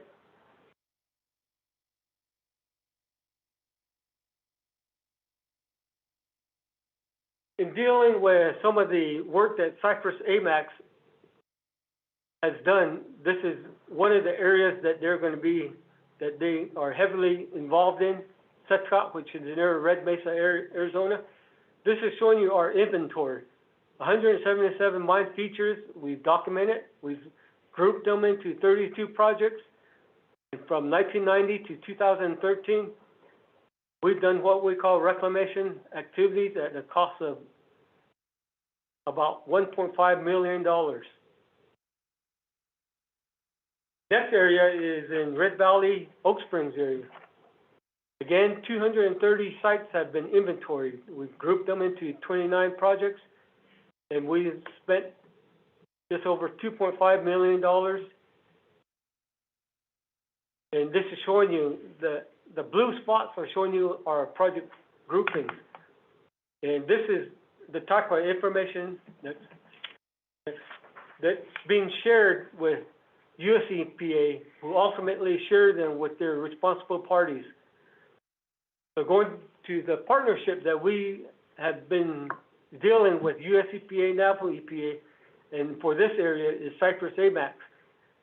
In July 2015, we did a partnership meeting with Freeport. This led to a site visit in August where we walked the Setcott area. In July 2016, we did some of the same thing in Monument Valley, Rock Door. Early on, we started attending some of their quarterly meetings to give our input. In April 2018, we did a 3-day tour, Oak Springs, Red Valley, Setcott, and even out in Monument Valley. We continue to give some assistance to them in March and April 2022. So in terms of the partnership efforts, it's basically ongoing and what we can share with the different entities. Next. For Navajo AML's development, what we've also did is continue to focus on partnerships. Some of the recent partnerships that we did on a project out in Setcott was we had a contract with Lawrence Livermore and Telco Environmental out of Grand Junction. This was the environmental monitoring project that we did out in Setcott, where we were monitoring the arid environment, leachability of mine waste, and evaporation, transpiration rates within the Setcott area. Telco is a radiological monitoring company that was able to do a third-party scan of the area. And in terms of the report that was produced from this, we shared this with U.S. Navajo DOJ, Department of Energy, and any of our other stakeholders. And this is showing you some of the different partnerships that we've had with US EPA. The upper right, they had an erosion area out in Cove Mesas. We were able to get funding from them and get a contractor on and do a stabilization project. Bottom is also a project out in Monument Valley called Skyline Mine, where they were showing erosion on a temporary repository cell, and we did more armoring onto it. And this is getting into the concepts of enhanced geomorphic contouring. With the 5 federal agencies, they've developed a community outreach network, public relations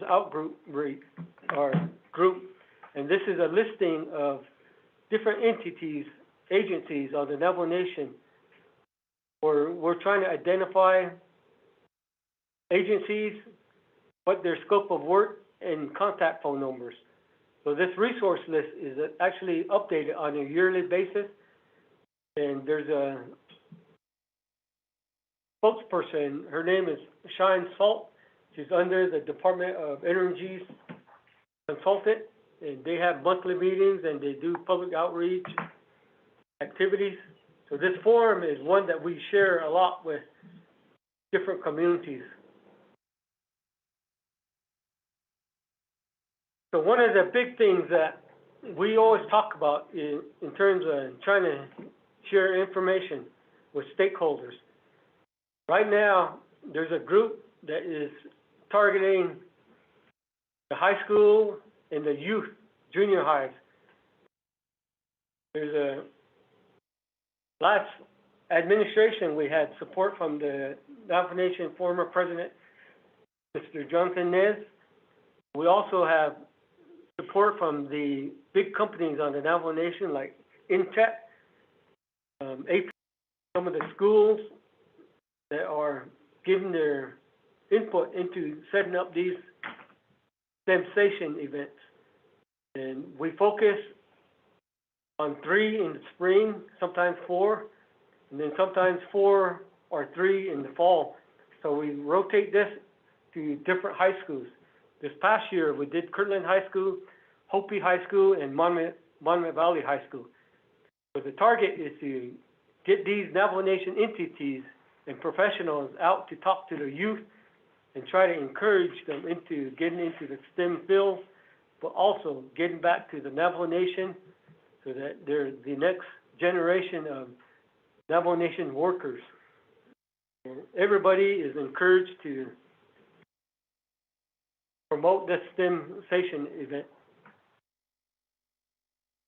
So in terms of next steps, one of the big things that we are always hearing is, when is cleanup going to happen? What is cleanup? What's the Navajo Nation's position on uranium cleanup? I think those are some of the key questions that, when we're talking about the Navajo Nation government, are something that probably need to be coming up. In terms of community relations, the people are always saying post-land use. That's a big thing. We want to continue to live on the lands. We can't move anywhere. So how is this going to be achieved?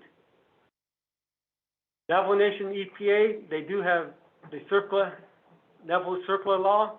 In terms of regulations, some of these need to be developed.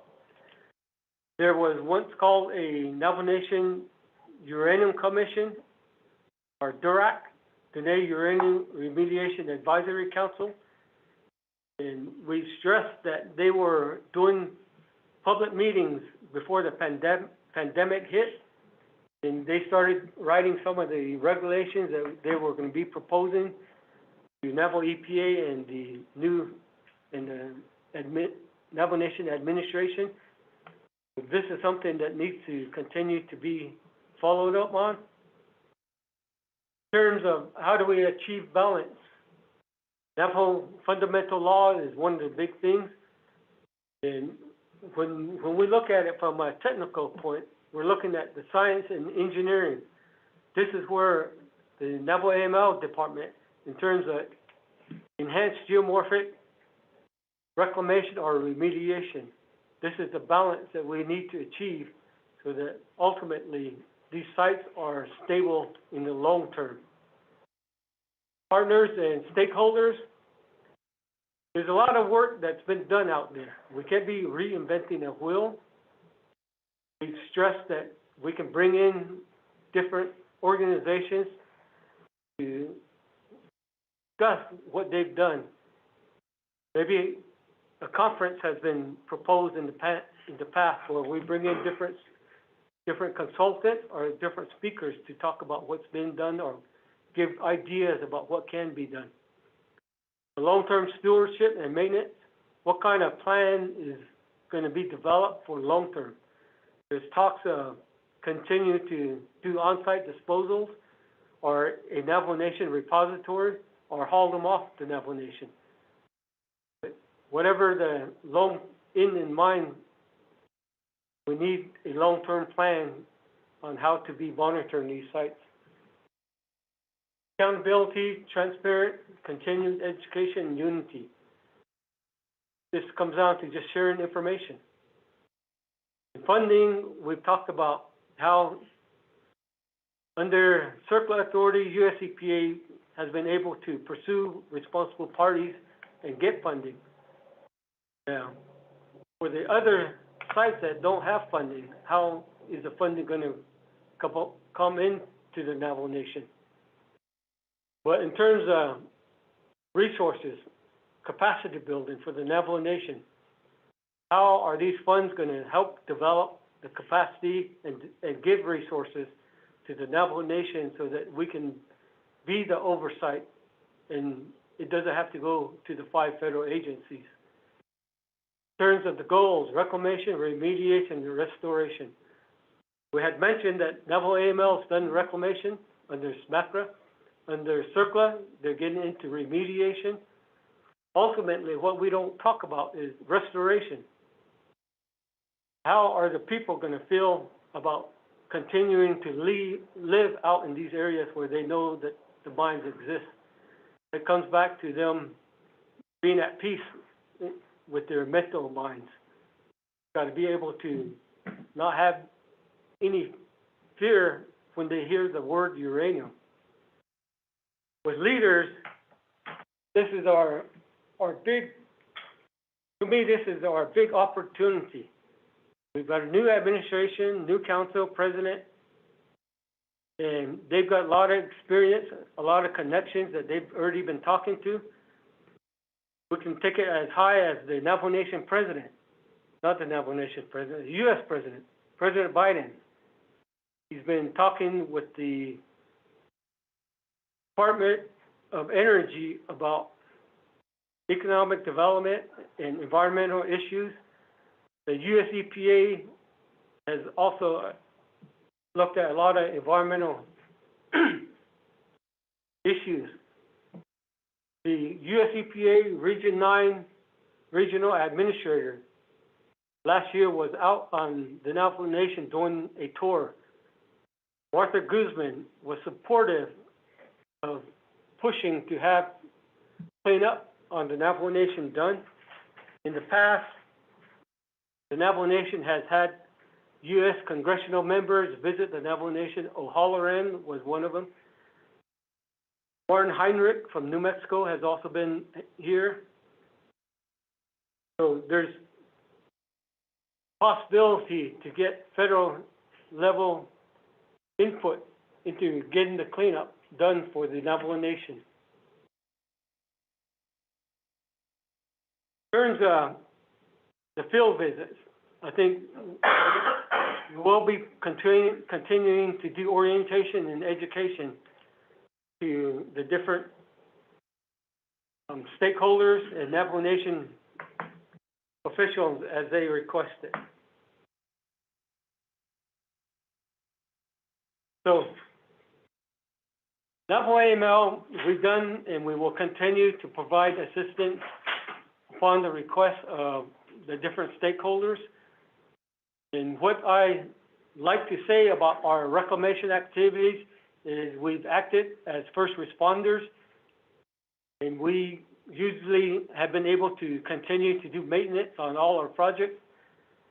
The maintenance on the abandoned uranium mines is no longer under our authority. Again, that falls under CERCLA.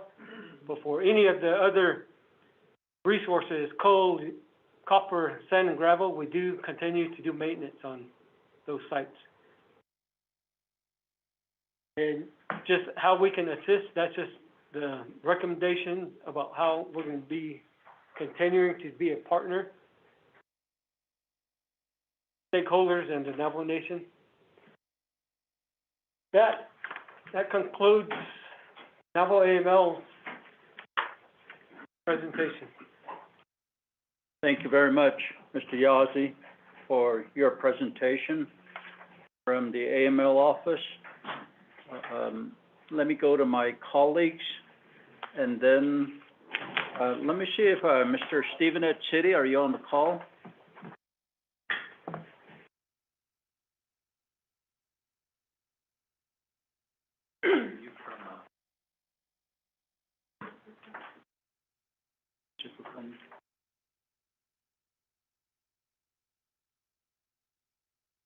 Okay. Thank you. I don't believe Mr. Etchery is on the call, and therefore I'll go to my colleagues. Colleagues, do you have any comments or questions for Mr. Yazzie?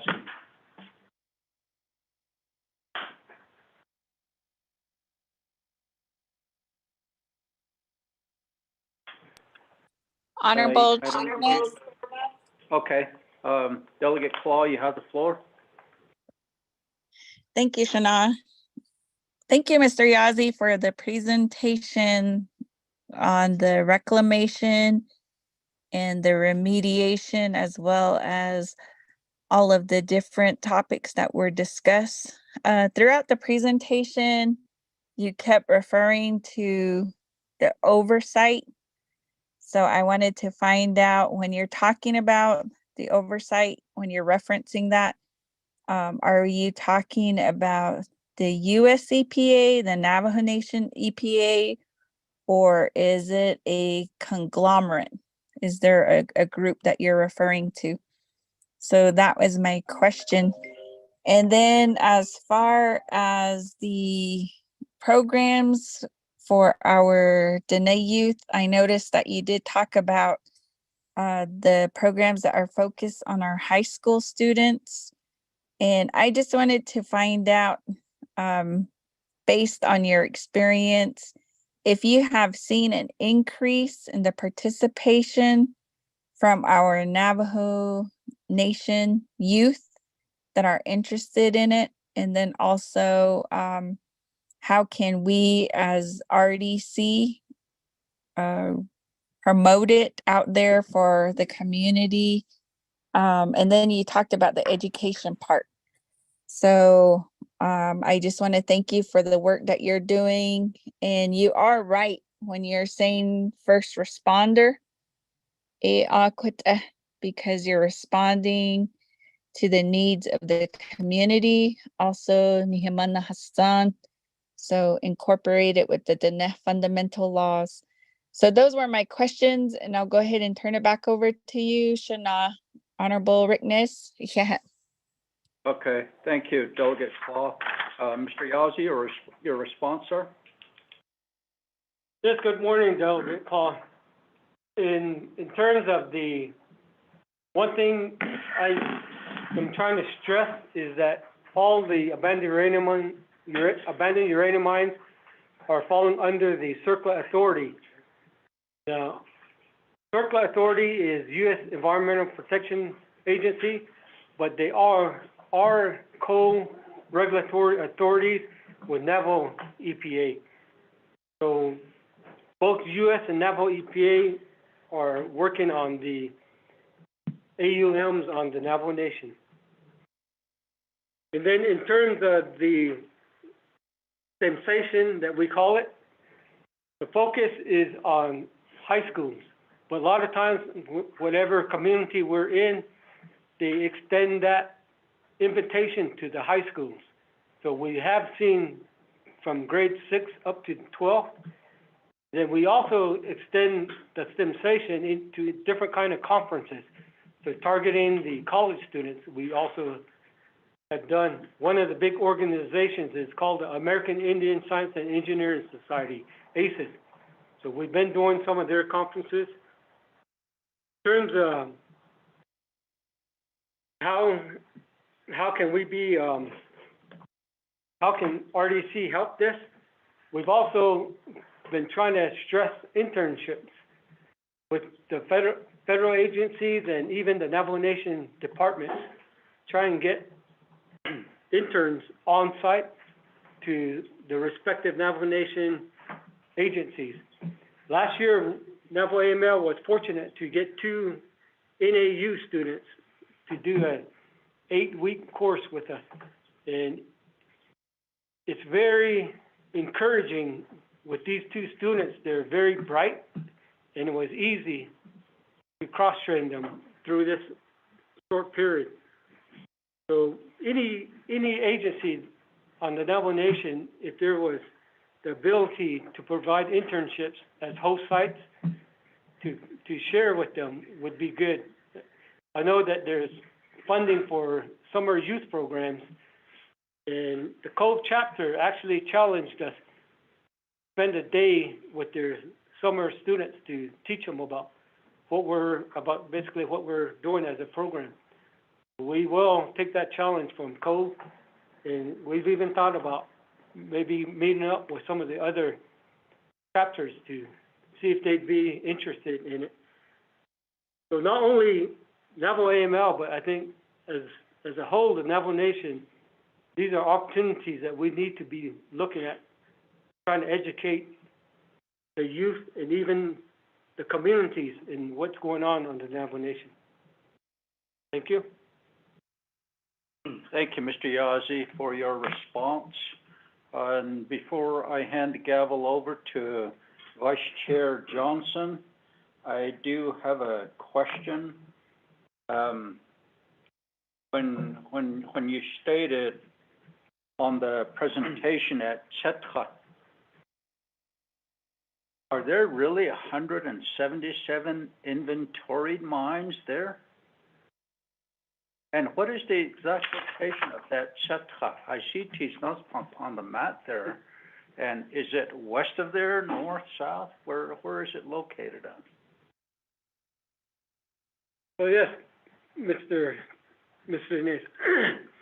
So when early on in the presentation, I had talked about how Navajo AML inventories based off of a surface mine or underground mine feature. So a lot of the Sitka mines are underground mines where we did inventory under our information, 177 mines. Sitka is west of Tisnaspamp. It's a lot closer to Red Mesa.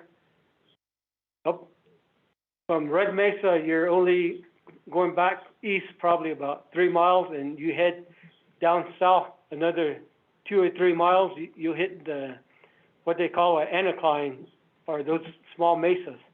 That's actually where the Sitka, what we call Sitka AML region is located. Thank you. Okay, thank you. At this time, since Delegate Johnson is here, I'll hand the gavel over to him so he could facilitate the RDC work session. Mr. Johnson? Yeah, Chairman Ness, thank you for facilitating RDC work session on behalf of Madam Chair Seuss. Thank you. And I just want to welcome everybody here, AML team, and I have a question regarding, I'm from Cameron, Arizona. I did work with AML years back as an engineering tech agency. Got to survey a lot of those EPS, a lot of those sites out there. Probably like the early 2000s. Since 2000, 23 years up to now. Have those mines, any of those mines have been reclamated? My second question will be, there's a huge outcropping of uranium, natural outcropping of it. It just, and people still herd their sheep and their cattle all in that area. People still live around there, and they're not moving. Recent rain and floods and everything like that, and I know my way over here, I've seen that you guys, that the department kind of redirect some of the drainages, you know, the flow and stuff. And that all that drainage goes into the Little Colorado River. My concern with that is the water. was a community hearing in Cameron back in March. US EPA, Navajo EPA, no one has ever done a water study or water, quality, if the uranium is in the water. So I did talked with Josh Atkinson, the owner of oils, everything like that. He does his own testing. But so far, it's been okay. Nothing has come up in his test. As part of Navajo EPA and US EPA, there has not been a study of the water in that. So, now, back to you. Okay, thank you, Council Johnson. In terms of some of your questions, I can't answer, but others I'll relay back to US and Navajo EPA for that. For the Cameron area, we have done reclamation. There's probably over 70 mines that we've identified. Probably easily over 75% of them we've done reclamation. So our reclamation has been probably since 1990 up to the late, up to 2013 is when we stopped reclamation. And that's when Navajo DOJ designated these as circle sites. So we have done reclamation on all the sites that showed some kind of dangers to them.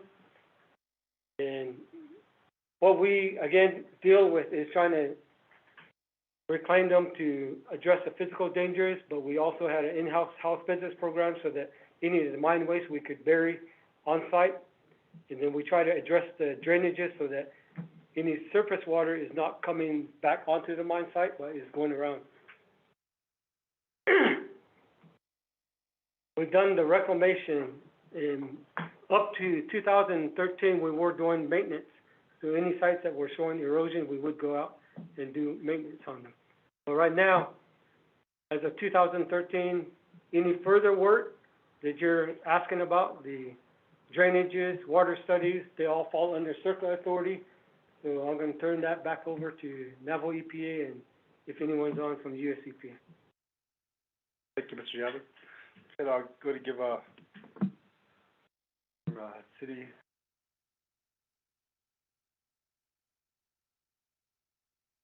area for the uranium.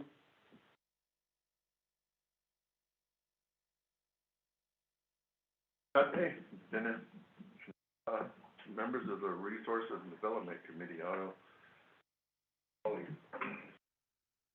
from Natural Resources, staff, and those online. Jay Stephen Etzity, I'm the Executive Director of the Navajo Nation Environmental Protection Agency. Question about the water studies, or whether it be surface water or groundwater.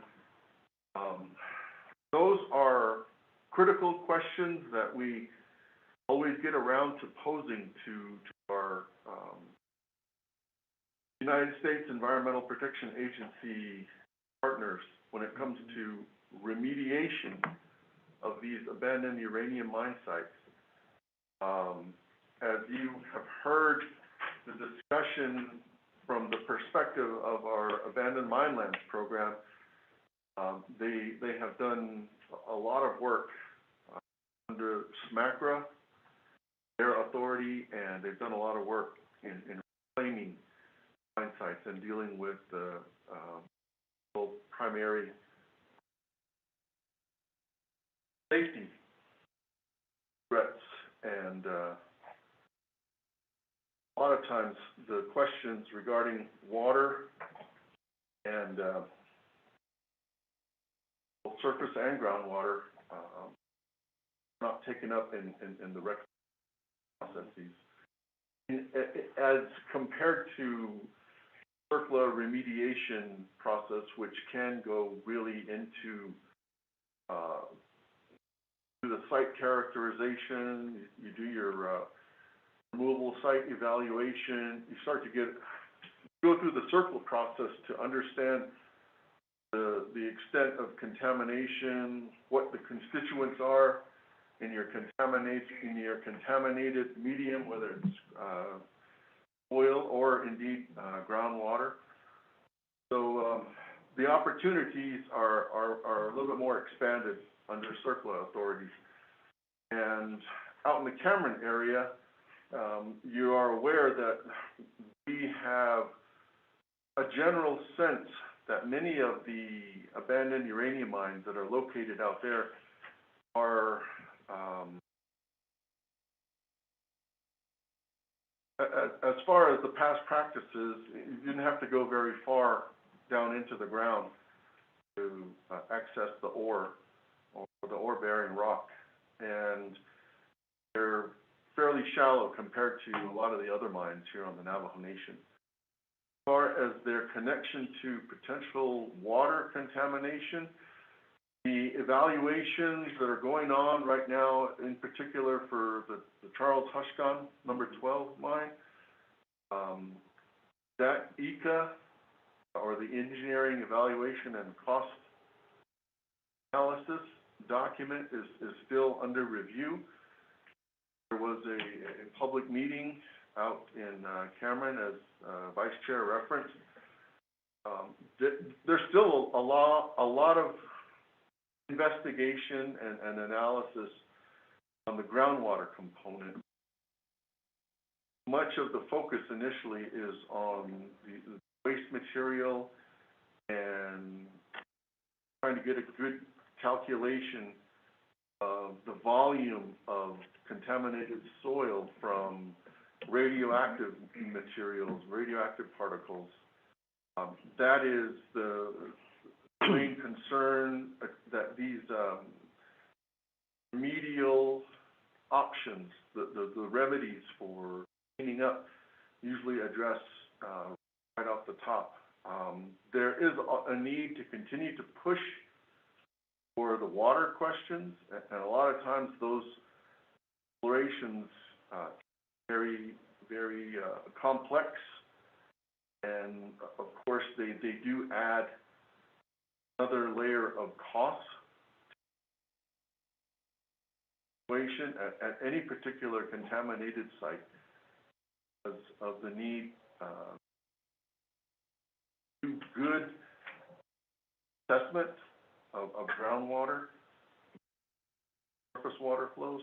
So it's my understanding that those questions will still need to be, we need to keep them on the table for that one particular mine and for all our mines, because time to time we get so wrapped up in the quest to do the cleanup of the solid materials, the waste materials, and sometimes these volumes of contaminated soil and waste rock just become so large, and question of how we're going to dispose of those volumes of contaminated soil and get to the point where it may be possible to overlook or just leave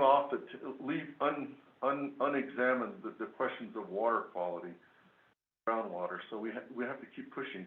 It hasn't been something that I've been completely briefed on as far as the Cameron mines, but I do understand generally some of the hydrology in Cameron is that it surface water drains to the Little Colorado, of course that drains into the Colorado River, and the groundwater situation in Cameron is that it's very deep to groundwater resources, and there aren't very many groundwater resources in Cameron.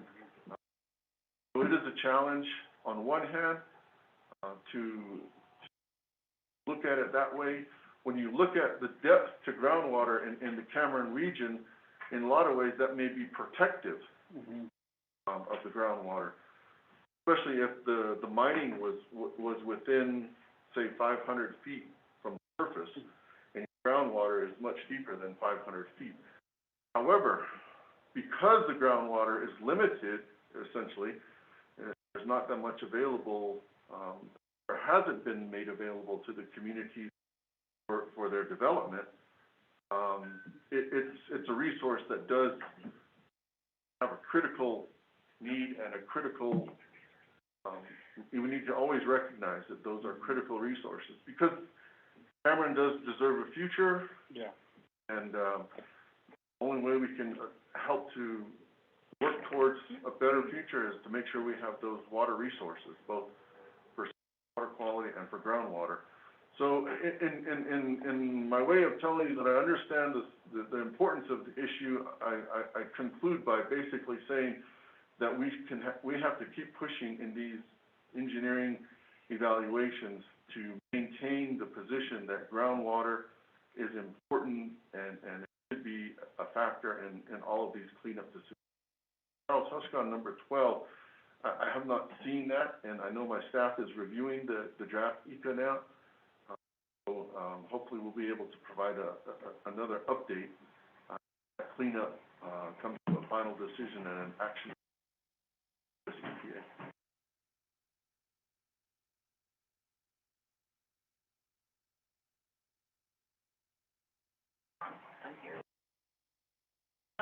Hello, I'm Dawn Gay. I'm the remedial project manager with Navajo EPA Superfund. The remedial project, I also oversee the EPNG sites in the Cameron area, which along with MPRO, and I also have sites for safety. But Charles Hushkon Econ that Mr. City is referring to has received an action memorandum, and then we're in the next step of stage after the ECA has been approved by US EPA, so they're going to start working on the ECA work plan, which is going into the and completing that. We have recently gone out to Cameron last week to conduct soil burrow investigations, where we are identifying sites where the areas in Cameron can utilize local soil burrow rock to utilize on these caps. That was conducted last week, and US.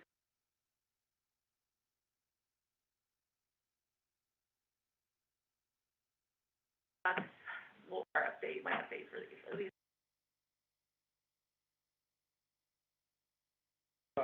Send me some of the burn that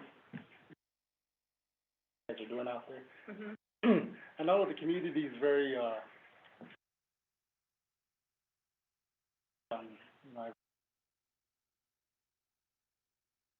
sheep are still.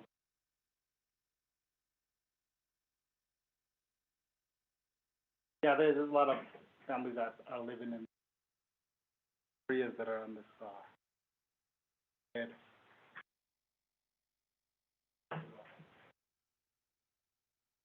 I really appreciate the Navajo EPA and US EPA for being out there, working with us in our community, not only just Cameron, but also throughout the Navajo Nation. For the, okay, we'll go ahead and, is there any other comments, questions, honorable RDC colleagues?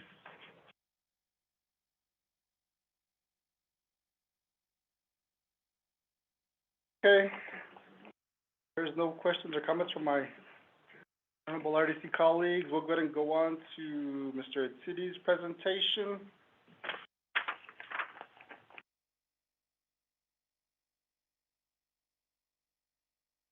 Navajo Environmental Agency, you got the floor. Members of the RDC, Resource Development Committee, staff, those here in the room, here at the Navajo Nation Land Department, and those calling in or on their computers. Once again, my name is Stephen Brian Edsity. I'm the Executive Director for the Navajo Nation Environmental Protection Agency. I wanted to first touch base on the cypress, max mineral, and referred to as the consent decree work that they are doing. I have had the benefit of a briefing with folks from Freeport McMoRan and the consultants that are working with this complex of mines up in the Great Mountains and also out to the Eastern Agency. Ms. Dawn is here as well to help me some of the details of where we are at as far as technical review for many of these proposed cleanups. I want to inform the RDC that we are continuing to try and schedule updates and technical discussions with Freeport McMoRan regarding the Cypress Amex mines, and we don't have anything scheduled on the books yet that's confirmed, but I do know that we need to get back in contact with other updates. There are a couple of other important elements of progress that are going to be affecting the abandoned uranium mines in the Lukajugay Mountains. And you are in receipt of some information that the U.S. EPA put out. There is a proposal. I'm going to be moving away from Freeport McMoRan right now. I'm just going to mention this one, and then I'll stop for questions, and then I'll ask Ms. Dawn here to also add any additional other lines. But what is happening right now is today is the last day of public comment on a proposal that U.S. EPA developed last year to propose creation of the Lukajugay Mountain Mining District, and to put that district, which will contain up to 88 abandoned uranium mines. And these uranium mines are largely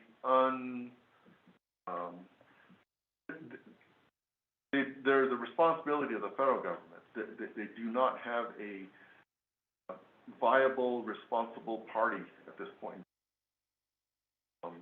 meaning that there are no more companies available to work with, for important questions like what the cleanup options will be and how they will step forward to address their part of the responsibility for the cost of this all falls under the federal government's responsibilities. So what they propose to do is to put all of these 88 mines that now are going to be labeled Lukajugay Mountain Mining District.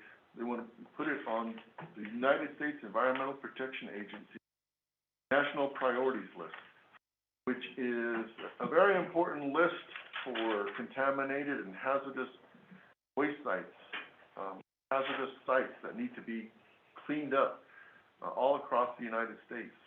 And you've heard their discussion. I think we talked about it with the committee back in March, after it was initially proposed in February. And there have been outreach events that the U.S. EPA has conducted, meetings in Cove, Arizona, a meeting in Lukajugay several weeks ago, and then a radio forum early May, I believe.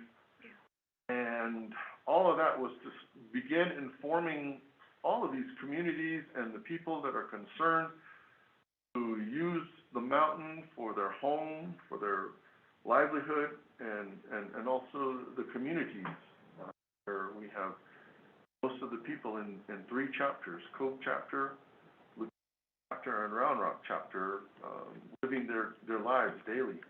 We have schools, we have convenience stores, we have trading posts, we have a whole element of vibrant community activity, often away from the abandoned uranium mine sites. But nonetheless, it's my understanding that the initial proposal for this new Lukajigay Mountain Mining District, it's encompassing what we would refer to as chapter boundary for 3 chapters. But as far as the Navajo Nation goes, it's quite an extensive land area. It will, again, focus on these 88 mines. And today is the last day for public comment. So there will be their comments. In EPA's outreach efforts, they have little postcards they've been giving out for people to fill out with their comment, either positive, that they're for the listing, or whether they want to register a neutral comment and just raise some questions or concerns, and they're not for or against it, or if they want to register a negative comment and not be sort of proposing it to the national priorities listing. And they can list their concerns. Also online access, and of course the ability to just submit comments in written form. My office has already submitted our comments. We submitted it last Friday, and I will highlight of my comments. But as far as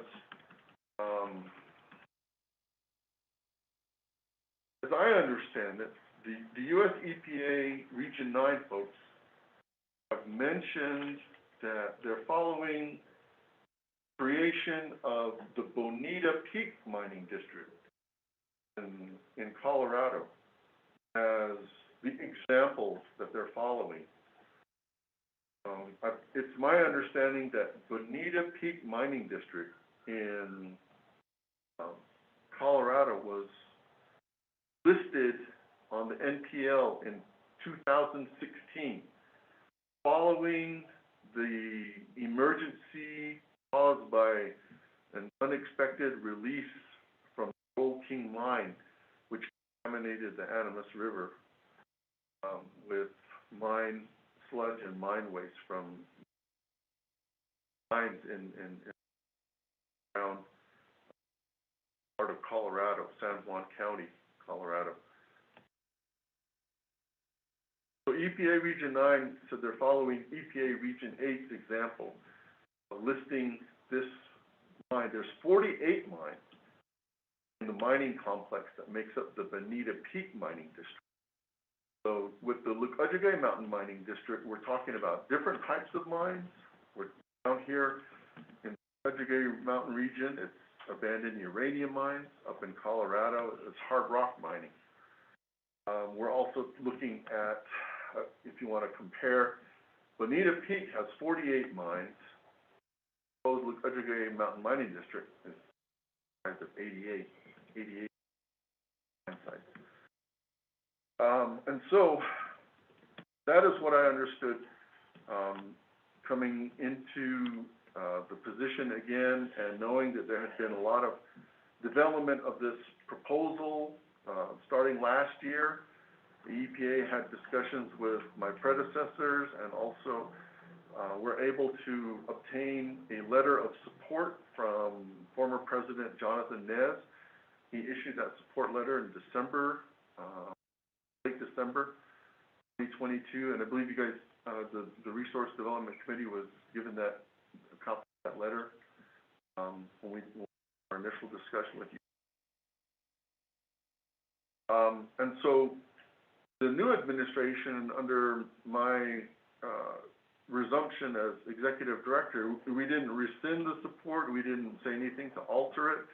We were in the position to do so, but we let it.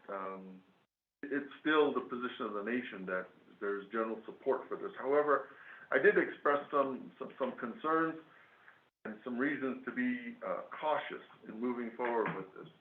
The national priorities list already has 1,336 sites on the NPL.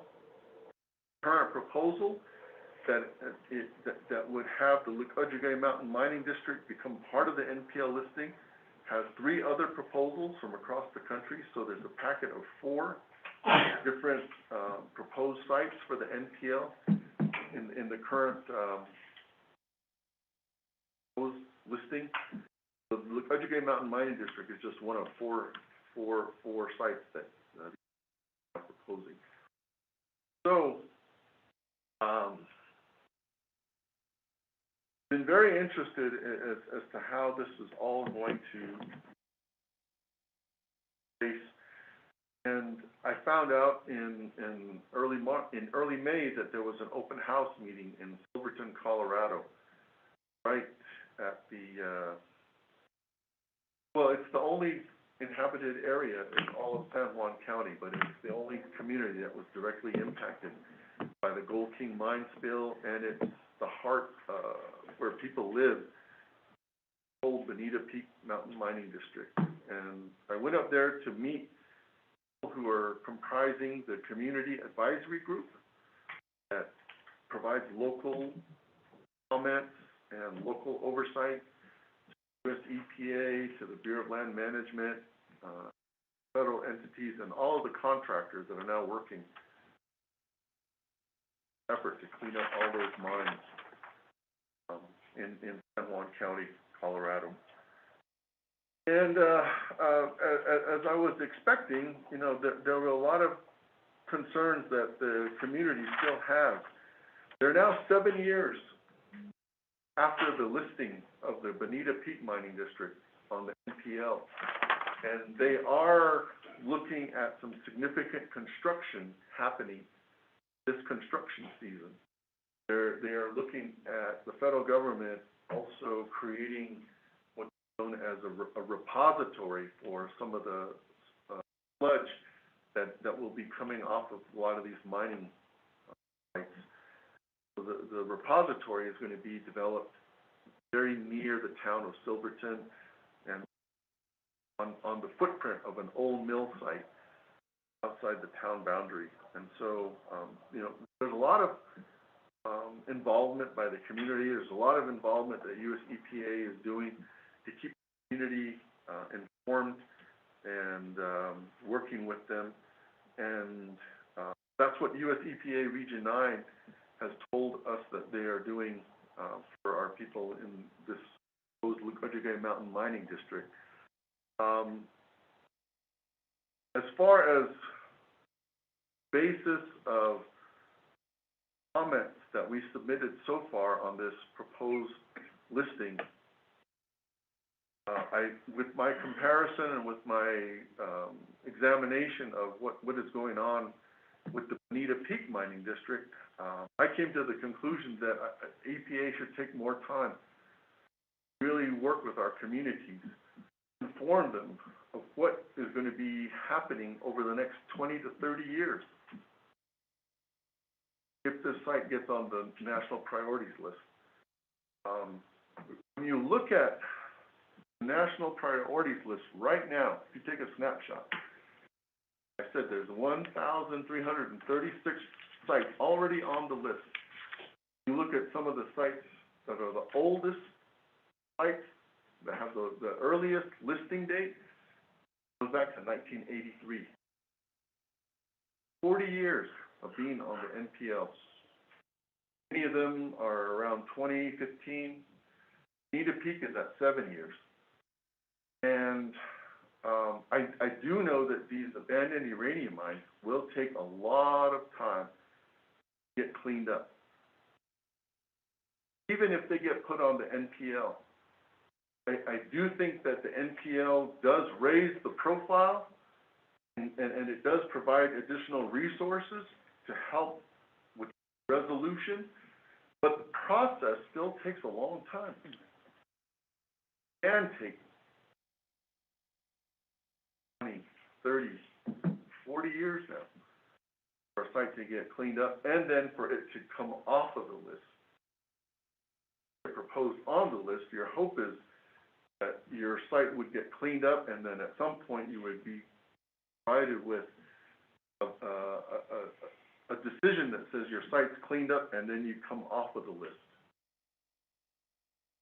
So far, with just a few meetings and one radio outreach program, there have been elements of the listing that have all been things we can look forward to.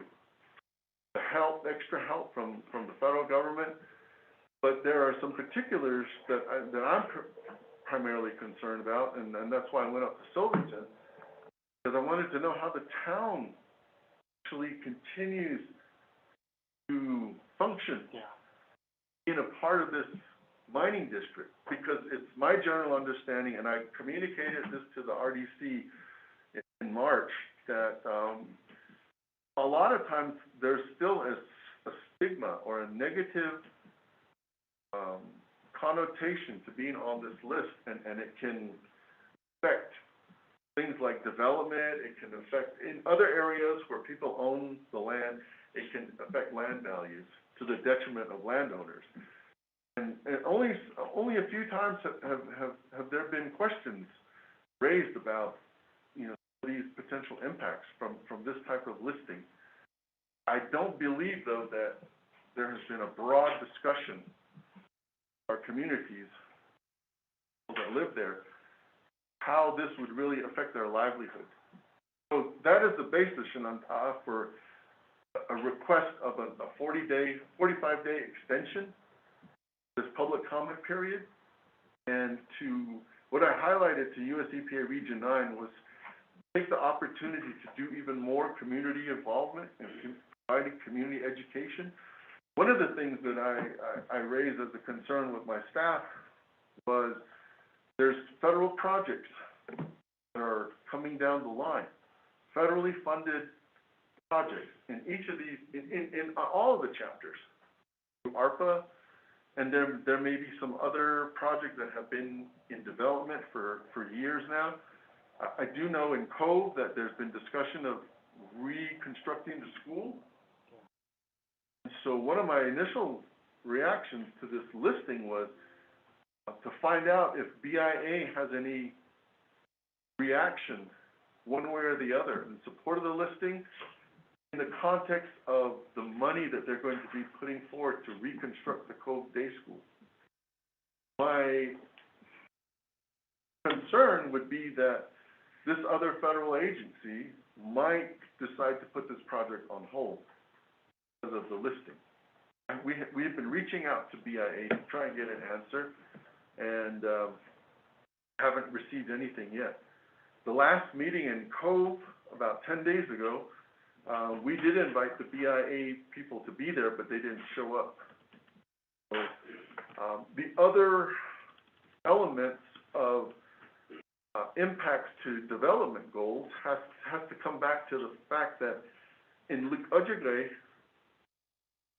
where we have the old boarding school, there's a proposal now to convert that to a training academy for our police force. And I'm not sure exactly what type of funds will be used for that, if we're going to be relying on federal funds to convert that. It's my hope that such a listing doesn't impact that project. I had a meeting with the Clipsy Community Land Use Planning Committee Chair President for Round Rock chapter, and they're searching for funds to redevelop their old trading posts and to clean up a sheep dip that's near one of the windmills right near the heart of their community. Now, this is completely unrelated to abandoned uranium mines, but these need help. And we were searching for the brownfields US EPA's brownfields program as a potential option to do this type of cleanup. It would be helping them redevelop an area where an old trading post used to exist. It doesn't exist there anymore. And it would also help clean up the old sheep dip fat that the community used to rely on to help keep their livestock every year. But we learned that there may be an inability to access brownfields funding if you're in an NPL designated area. So my concern is just that this NPL designation, if it's not clarified and it's not clear, that it could put a damper on some of these development activities. So I'm simply asking EPA to take a little more time and explain to our people the other ramifications, the other implications, the other results that could happen with this listing, and to help us go forward. Because it's my understanding that you can have this NPL listing and you can continue to develop. Because that's what I learned from the people of Silverton, Colorado. They work with their EPA Region 8 to highlight the need that they saw to protect their town and the economic activity in that town. That entire town is almost 100% tourism based. There's skiing in the area. It's the endpoint of the Durango-Silverton Rail. So all the shops and the restaurants downtown Silverton rely on that flow of tourists daily during the tourist season, which is now underway. They found a way to work with Region 8. They developed what I understand is an exclusionary zone around the town that doesn't include them in the listing. This NPL site called the Bonita Peak Mining District. And they continue to work as they normally do, so that their town continues to benefit from the tourism industry. Meanwhile, all this other cleanup work is going on all around them. So I do believe that it's appropriate to ask our Region 9 colleagues to explain and to make sure that this NPL designation doesn't upset other plans that the community of Cove, Budgegay, and Round Rock already have in place, and what they want to do with the ARPA money that will soon be coming out to not only those 3 chapters, but the other 107 chapters as well. So I know that EPA is concerned with the timing of this listing. They do want to move forward with it and complete it later this year. Adding another 45 days will impact that. I'm not sure what they're going to decide in the end.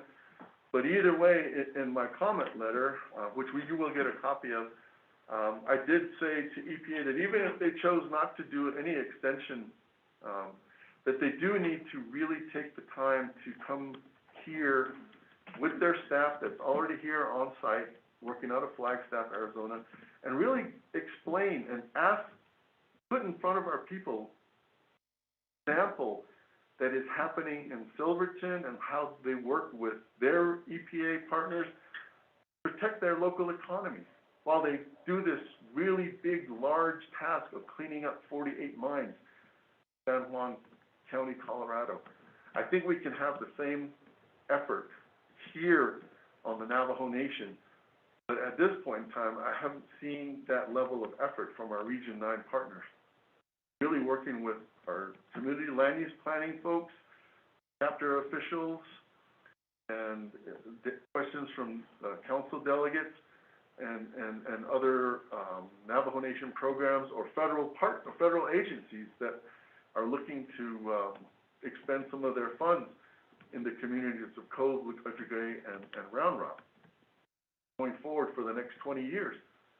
I asked the town people of Silverton what time frame that they used when they supported the listing of their area onto the national priorities list, they said that they assumed a 20-year period to begin with, to do all of this work. They're 7 years into it. I don't know how long it's going to take for the Bonita Peak Mining District to come off of the national priorities list.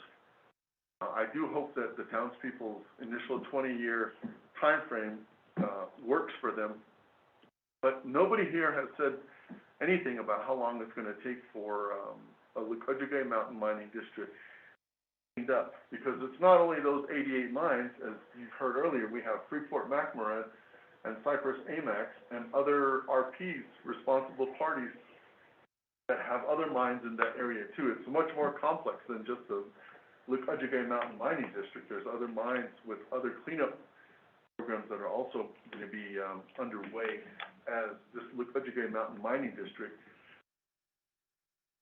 decision point as to whether it's going to be put on the national priorities list. So there's a lot of work that's going to be happening in that region, Shananta. I'm pretty sure you have an appreciation for that. And the resources will be coming from a variety of sources. But for this NPL listing, I do think the best interest in trying to do something to benefit the communities is just to ask for a little bit more time, a full presentation and a full discussion. My understanding is that the meetings that have been held, there were less than 10 people that showed up at the Lukajigay meeting, and in Cove they've had 2 meetings so far, and I think maybe a dozen people at the most at each meeting. I'm not really sure if there has been that robust discussion at the community level. There's a lot of things the community needs to be prepared for too. EPA says it's going to put an on-site presence in these communities once it gets listed. There's going to be a lot of information. There's a lot of information already out there that has been generated on these site characterization works and all of these evaluations for cleanup options. And each community could potentially be given all of these files so that there can be a local information repository for people to go to. In the town of Silverton, they have a public library, and that's where a lot of this information is available to the general public. And so they keep track of it that way. I have not heard anything about how information is going to be set up, local access, chapter house, or in each community. And that's just a very simple, important task that is in the planning element of planning for this, because there's going to be a lot of data management, stacks and stacks of reports, reviews, communications, and I'm not sure how chapters are going to handle it at this point. I don't believe there has been that level of discussion with them. I do know that we have lots of information here in Window Rock, but if anybody wants to access it, they either have to have a good internet connection or they have to travel from the Lukajigay Mountain region down here, 60, 70 miles one way, 150 miles round trip, to get their information. There does need to be a lot more preparations and time that the chapters can get a good understanding as to what their role will be as the hub of all of this activity, down the pathway so that's kind of a big major thing that's coming to a close today. It's the business day. The public comment period is scheduled to end, but I've submitted a request for an additional 45 days for the public. And US EPA Region 9 provide more information, full set of responsibilities and concerns about how an NPL designation might impact their development plans this year, into next year, and going forward for however long this NPL designation may be in effect. With that, I don't know, if Dawn had anything more in particular about Cypress Amex work? Hi, this is Bobby Gay. Well, Jennifer had already gone over all of the Cypress AMAX, her review, but on our end, you know, with the Ruby Mines, we just are, WEP to be more proactive with the community here, in the process of the draft ECA and finalizing that. A point here where we're gonna have comment, and so on our end, Navajo EPA, which is me, to be more proactive in the involvement, under her group 2, which is under North and Central Navajo, Monument 2 Cove. I have a couple of documents that I am finalizing, which are in particular are Firelight and Rock Door. Firelight number 1, Rock Door number 6. And then, as Jennifer said, they are, this year, you know, the RSC reports and finalize those in December. And Firelight and Rock Door is under 1, so those will be final. Group 2 is in the Red Valley Cove area. As Jennifer stated again, they are in the RS field work of this, and you know, Navajo EPA just been out there to oversee some of the work that was provided from the soil sampling, reconnaissance, investigation of background sites. Right now, I have just attended some chapters, and group 3, they are in the early stages, and RC work, which they are tentatively going to be next year throughout 2020. There hasn't been any documentation. Access agreements going out to the community, notifying them that they'll Navajo EPA's involvement in that is to outreach and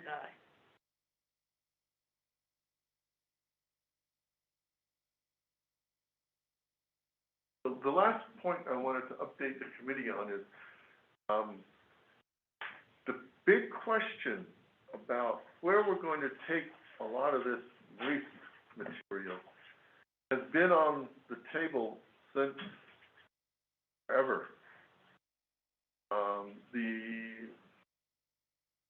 Back in the 2000s, leading up to our presentations at the congressional hearings, we learned about the community of Moab and the U.S. Department of Energy deciding to move a mill tailing site from one location to a better site. And it was that model that we sought to use to present to the federal government. Why can't we have something like the Moab fix happen for the Navajo Nation? It just hit the wall and never went anywhere. I'm very pleased to come back into this position, realizing that the federal government has started to finally have meetings.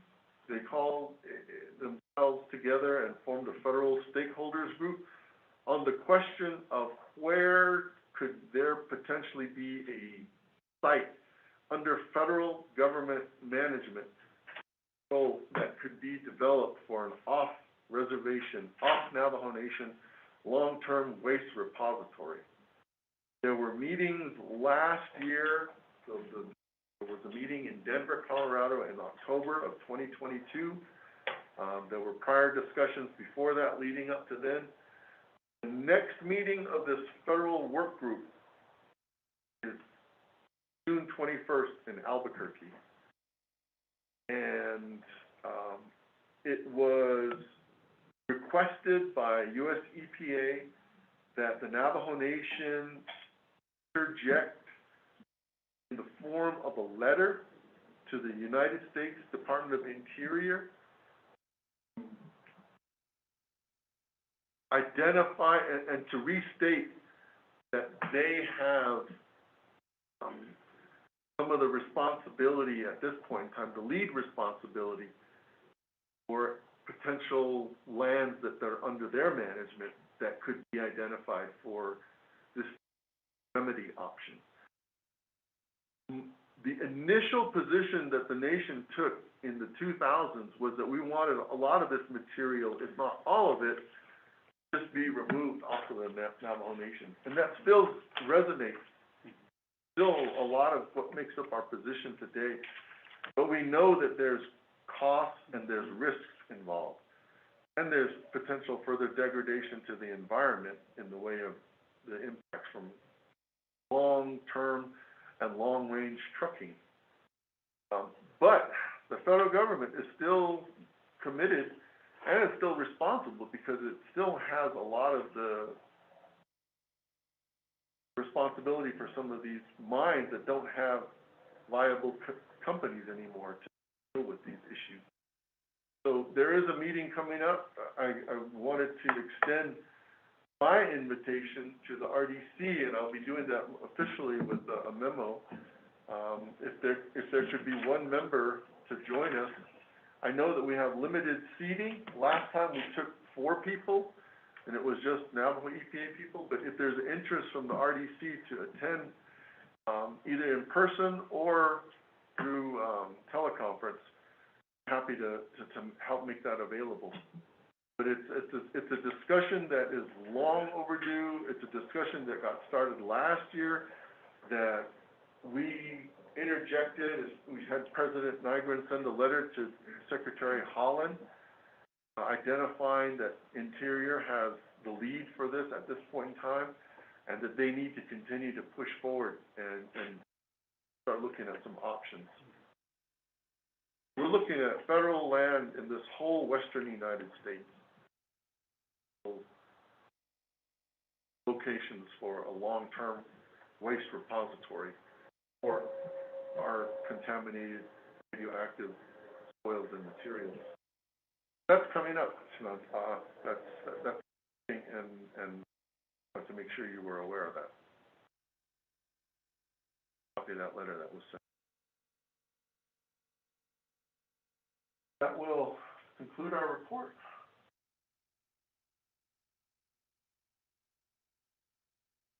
I wasn't sure if it was Freeport or.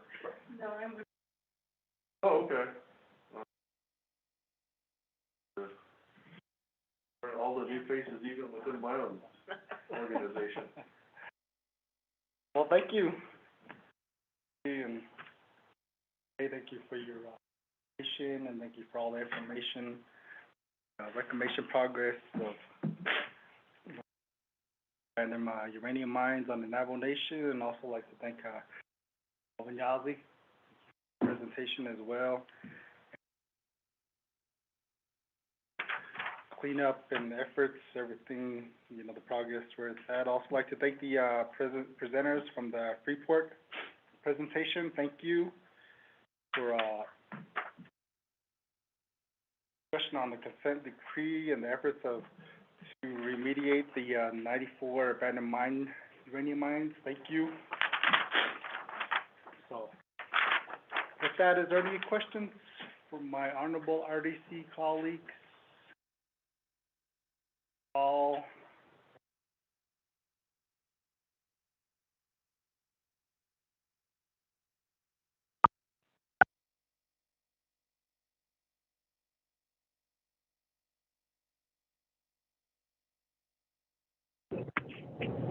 TS Vice Chair Johnson, this is Delegate Crotty with the question. Delegate Crotty, go ahead. You have the floor. Thank you. I just wanted to ask the presenters if they're going to provide any information to the oversight regarding the hazardous fund, its status, and how the program plans to utilize that funding as it relates to the Tronic settlement. Thank you.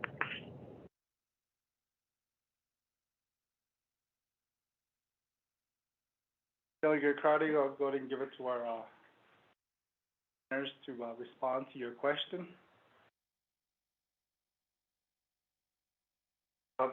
Yeah. Madam Chair, Delegate Crotty, thank you for the question. I'm going to do a very brief response, but then I have Mr. Warren Roan, the Department Manager for our Waste Regulatory Compliance Department, also on the line, and some of his staff is also here in the room at the Land Department, and there may be some other staff on the phone as well that are supervised by Mr. Warren Roan. But the Hazardous Substance Fund is a special revenue account that is, it exists largely at this point because of the settlement that the Navajo Nation received from the Anadarko bankruptcy case, 2014. Every year, the Waste Regulatory Department, at least for the last 8 years or so, have put forth a proposed budget to use those funds in support of programmatic efforts to function right alongside with U.S. EPA. The budgets comprise personnel expenses and operating expenses, and I'll let the program highlight some of those. We are now looking at FY 2024, and we have started to together our first drafts of budget proposals for next year. The effort will continue. The amount of funds within the Hazardous Substance Fund started out around about $48 million, and slowly over the last several years, we've been using those funds to help support the Waste Regulatory Compliance Department's efforts to work on the Tronex mines and other allowable areas too. My understanding is that the Hazardous Substance Fund is supported by an approved fund management plan, as well as legislation that was initially passed years ago to create the fund itself. And so a lot of the purposes and the framework for the appropriate use of the funds is currently in the approved fund management plan. And so, Mr. Warren Roan, if you're on the line, you want to take a few more minutes to help respond to Delegate, the Madam Chair, Amber Crotty. Warren? Thank you, Steve. Members of the Resources and Development Committee, and thank you, Delegate Crotty, for your question. I think Mr. City, Director City did cover, the gist of how the Hazardous Substance Fund is set up. I know that on the program level, we are still looking at ways to address hazardous substances on the Navajo Nation, in particular regarding abandoned uranium mines with the Hazardous Substance Fund.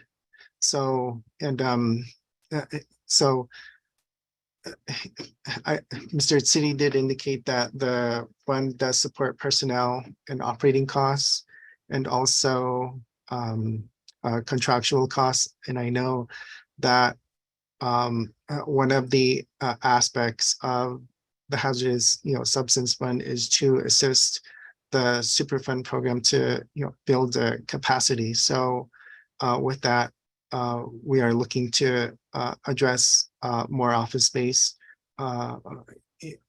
for the program in order to deliver the services to the affected communities impacted by, specifically by abandoned uranium mines. So, and as Mr. City indicated, we're looking to the next fiscal year to, provide to continue services. So I would like to end with that. So thank you.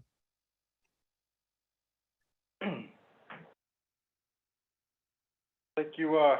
Warren Brown, for stating that. Delegate Crotty, does that answer your question? Yes, Vice Chair Johnson. It not completely, but I will follow up with the program as this funding is supposed to build up the capacity, and as we heard from the presentation from Director Etsy, that sites that are impacted are miles away from Window Rock, and so I would hope that we would look at plans that would diversify and take the resources and the buildings out to the communities that have been impacted, and we could have a follow-up discussion on what that looks like. So thank you very much, committee members. I appreciate being able to hear this report and how we move forward when it comes to cleaning up our communities from the legacy of uranium. Thank you. Yeah, Delegate Crotty, thank you for that. Went on to number 4, 38 questions. Our RDC colleagues, Paul, here with us today. Once, twice, 3 times. Okay, this takes us down to number 5, the conclusion of the meeting and adjournment. The closing remarks from our RDC colleagues or announcement. Mr. Tahi? RDC, Vice Chair Johnson, members of RDC, just for your record and information, we are scheduling an aggressive site tour for June 29th and June 30th. We're starting out in the Cameron area on that day. So myself and Mr. Melvin Yazzie are, I think, almost finished with the agenda for that aggressive site tour, and we'll have it posted shortly. We did invite Cypress AMAX to join us on the site tour as well. We did utilize their maps as well in creating this site tour as well. Vice Chair Johnson, member of RDC, that is my contribution to this discussion. I appreciate it. We'll take it to Chairman Ness. Thank you, Vice Chair Johnson and Mr. Tahi. Thank you, Mr. Yazzie, for coordinating this tour. It is very important. I guess this is how you really actually get to see what's out there in the community. Sitting here in a meeting hall talking about it, it just doesn't work for us, It's when you go out there and Mr. Yazzie will show you, he'll put monitors on you and make sure you don't have too much radiation and you don't start glowing in the dark when you come home that night. But it helps us to really fully understand the effects of these abandoned uranium mines and to actually be out there, see it.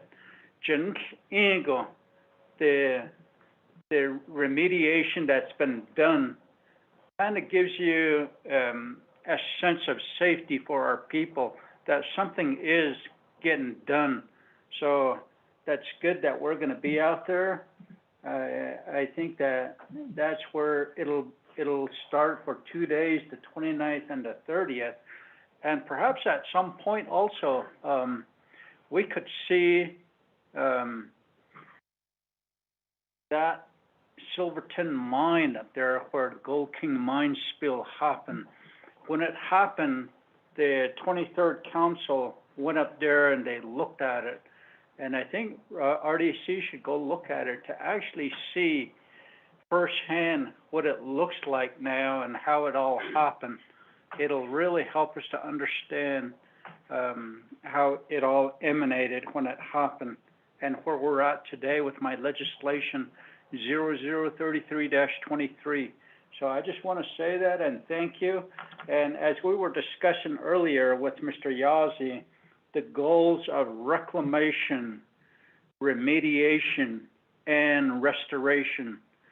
When you explain this in Navajo to the people out there in the field, Vice Chair, it's always good when people are watching. They want to see, they want to know what we're out there for. They want to know what RDC is out there for. So you have to come, be prepared and say, this is what this word means, reclamation. Di kaya kwa leit soha gedent and what ego kade ha bekenda ho gedo kaya ndo the healing. The remediation ndo zito ba hanyado monitor at a restoration, restore kade kaya hangi hajok ndo zito at a lechada het no sake vegetation. Things like that, then when you really explain to them, and that's what they want to hear. It makes them feel safe. So thank you. Thank you, Chairman Nev. Your comments, anybody else from the Resource Development Committee for closing remark?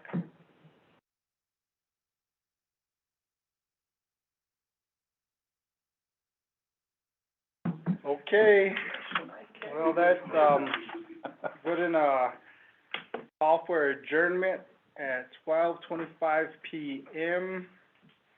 on May 30th, 2023. Just like to thank everybody here, all our presenters, all honorable RDC committee members, as well as other Nation Council delegates that have joined us today, and also thank Mr. Tahi and Mr. Mose. Thank you for your services here today, and also our communication photographer, Riverside. Thank you for being here.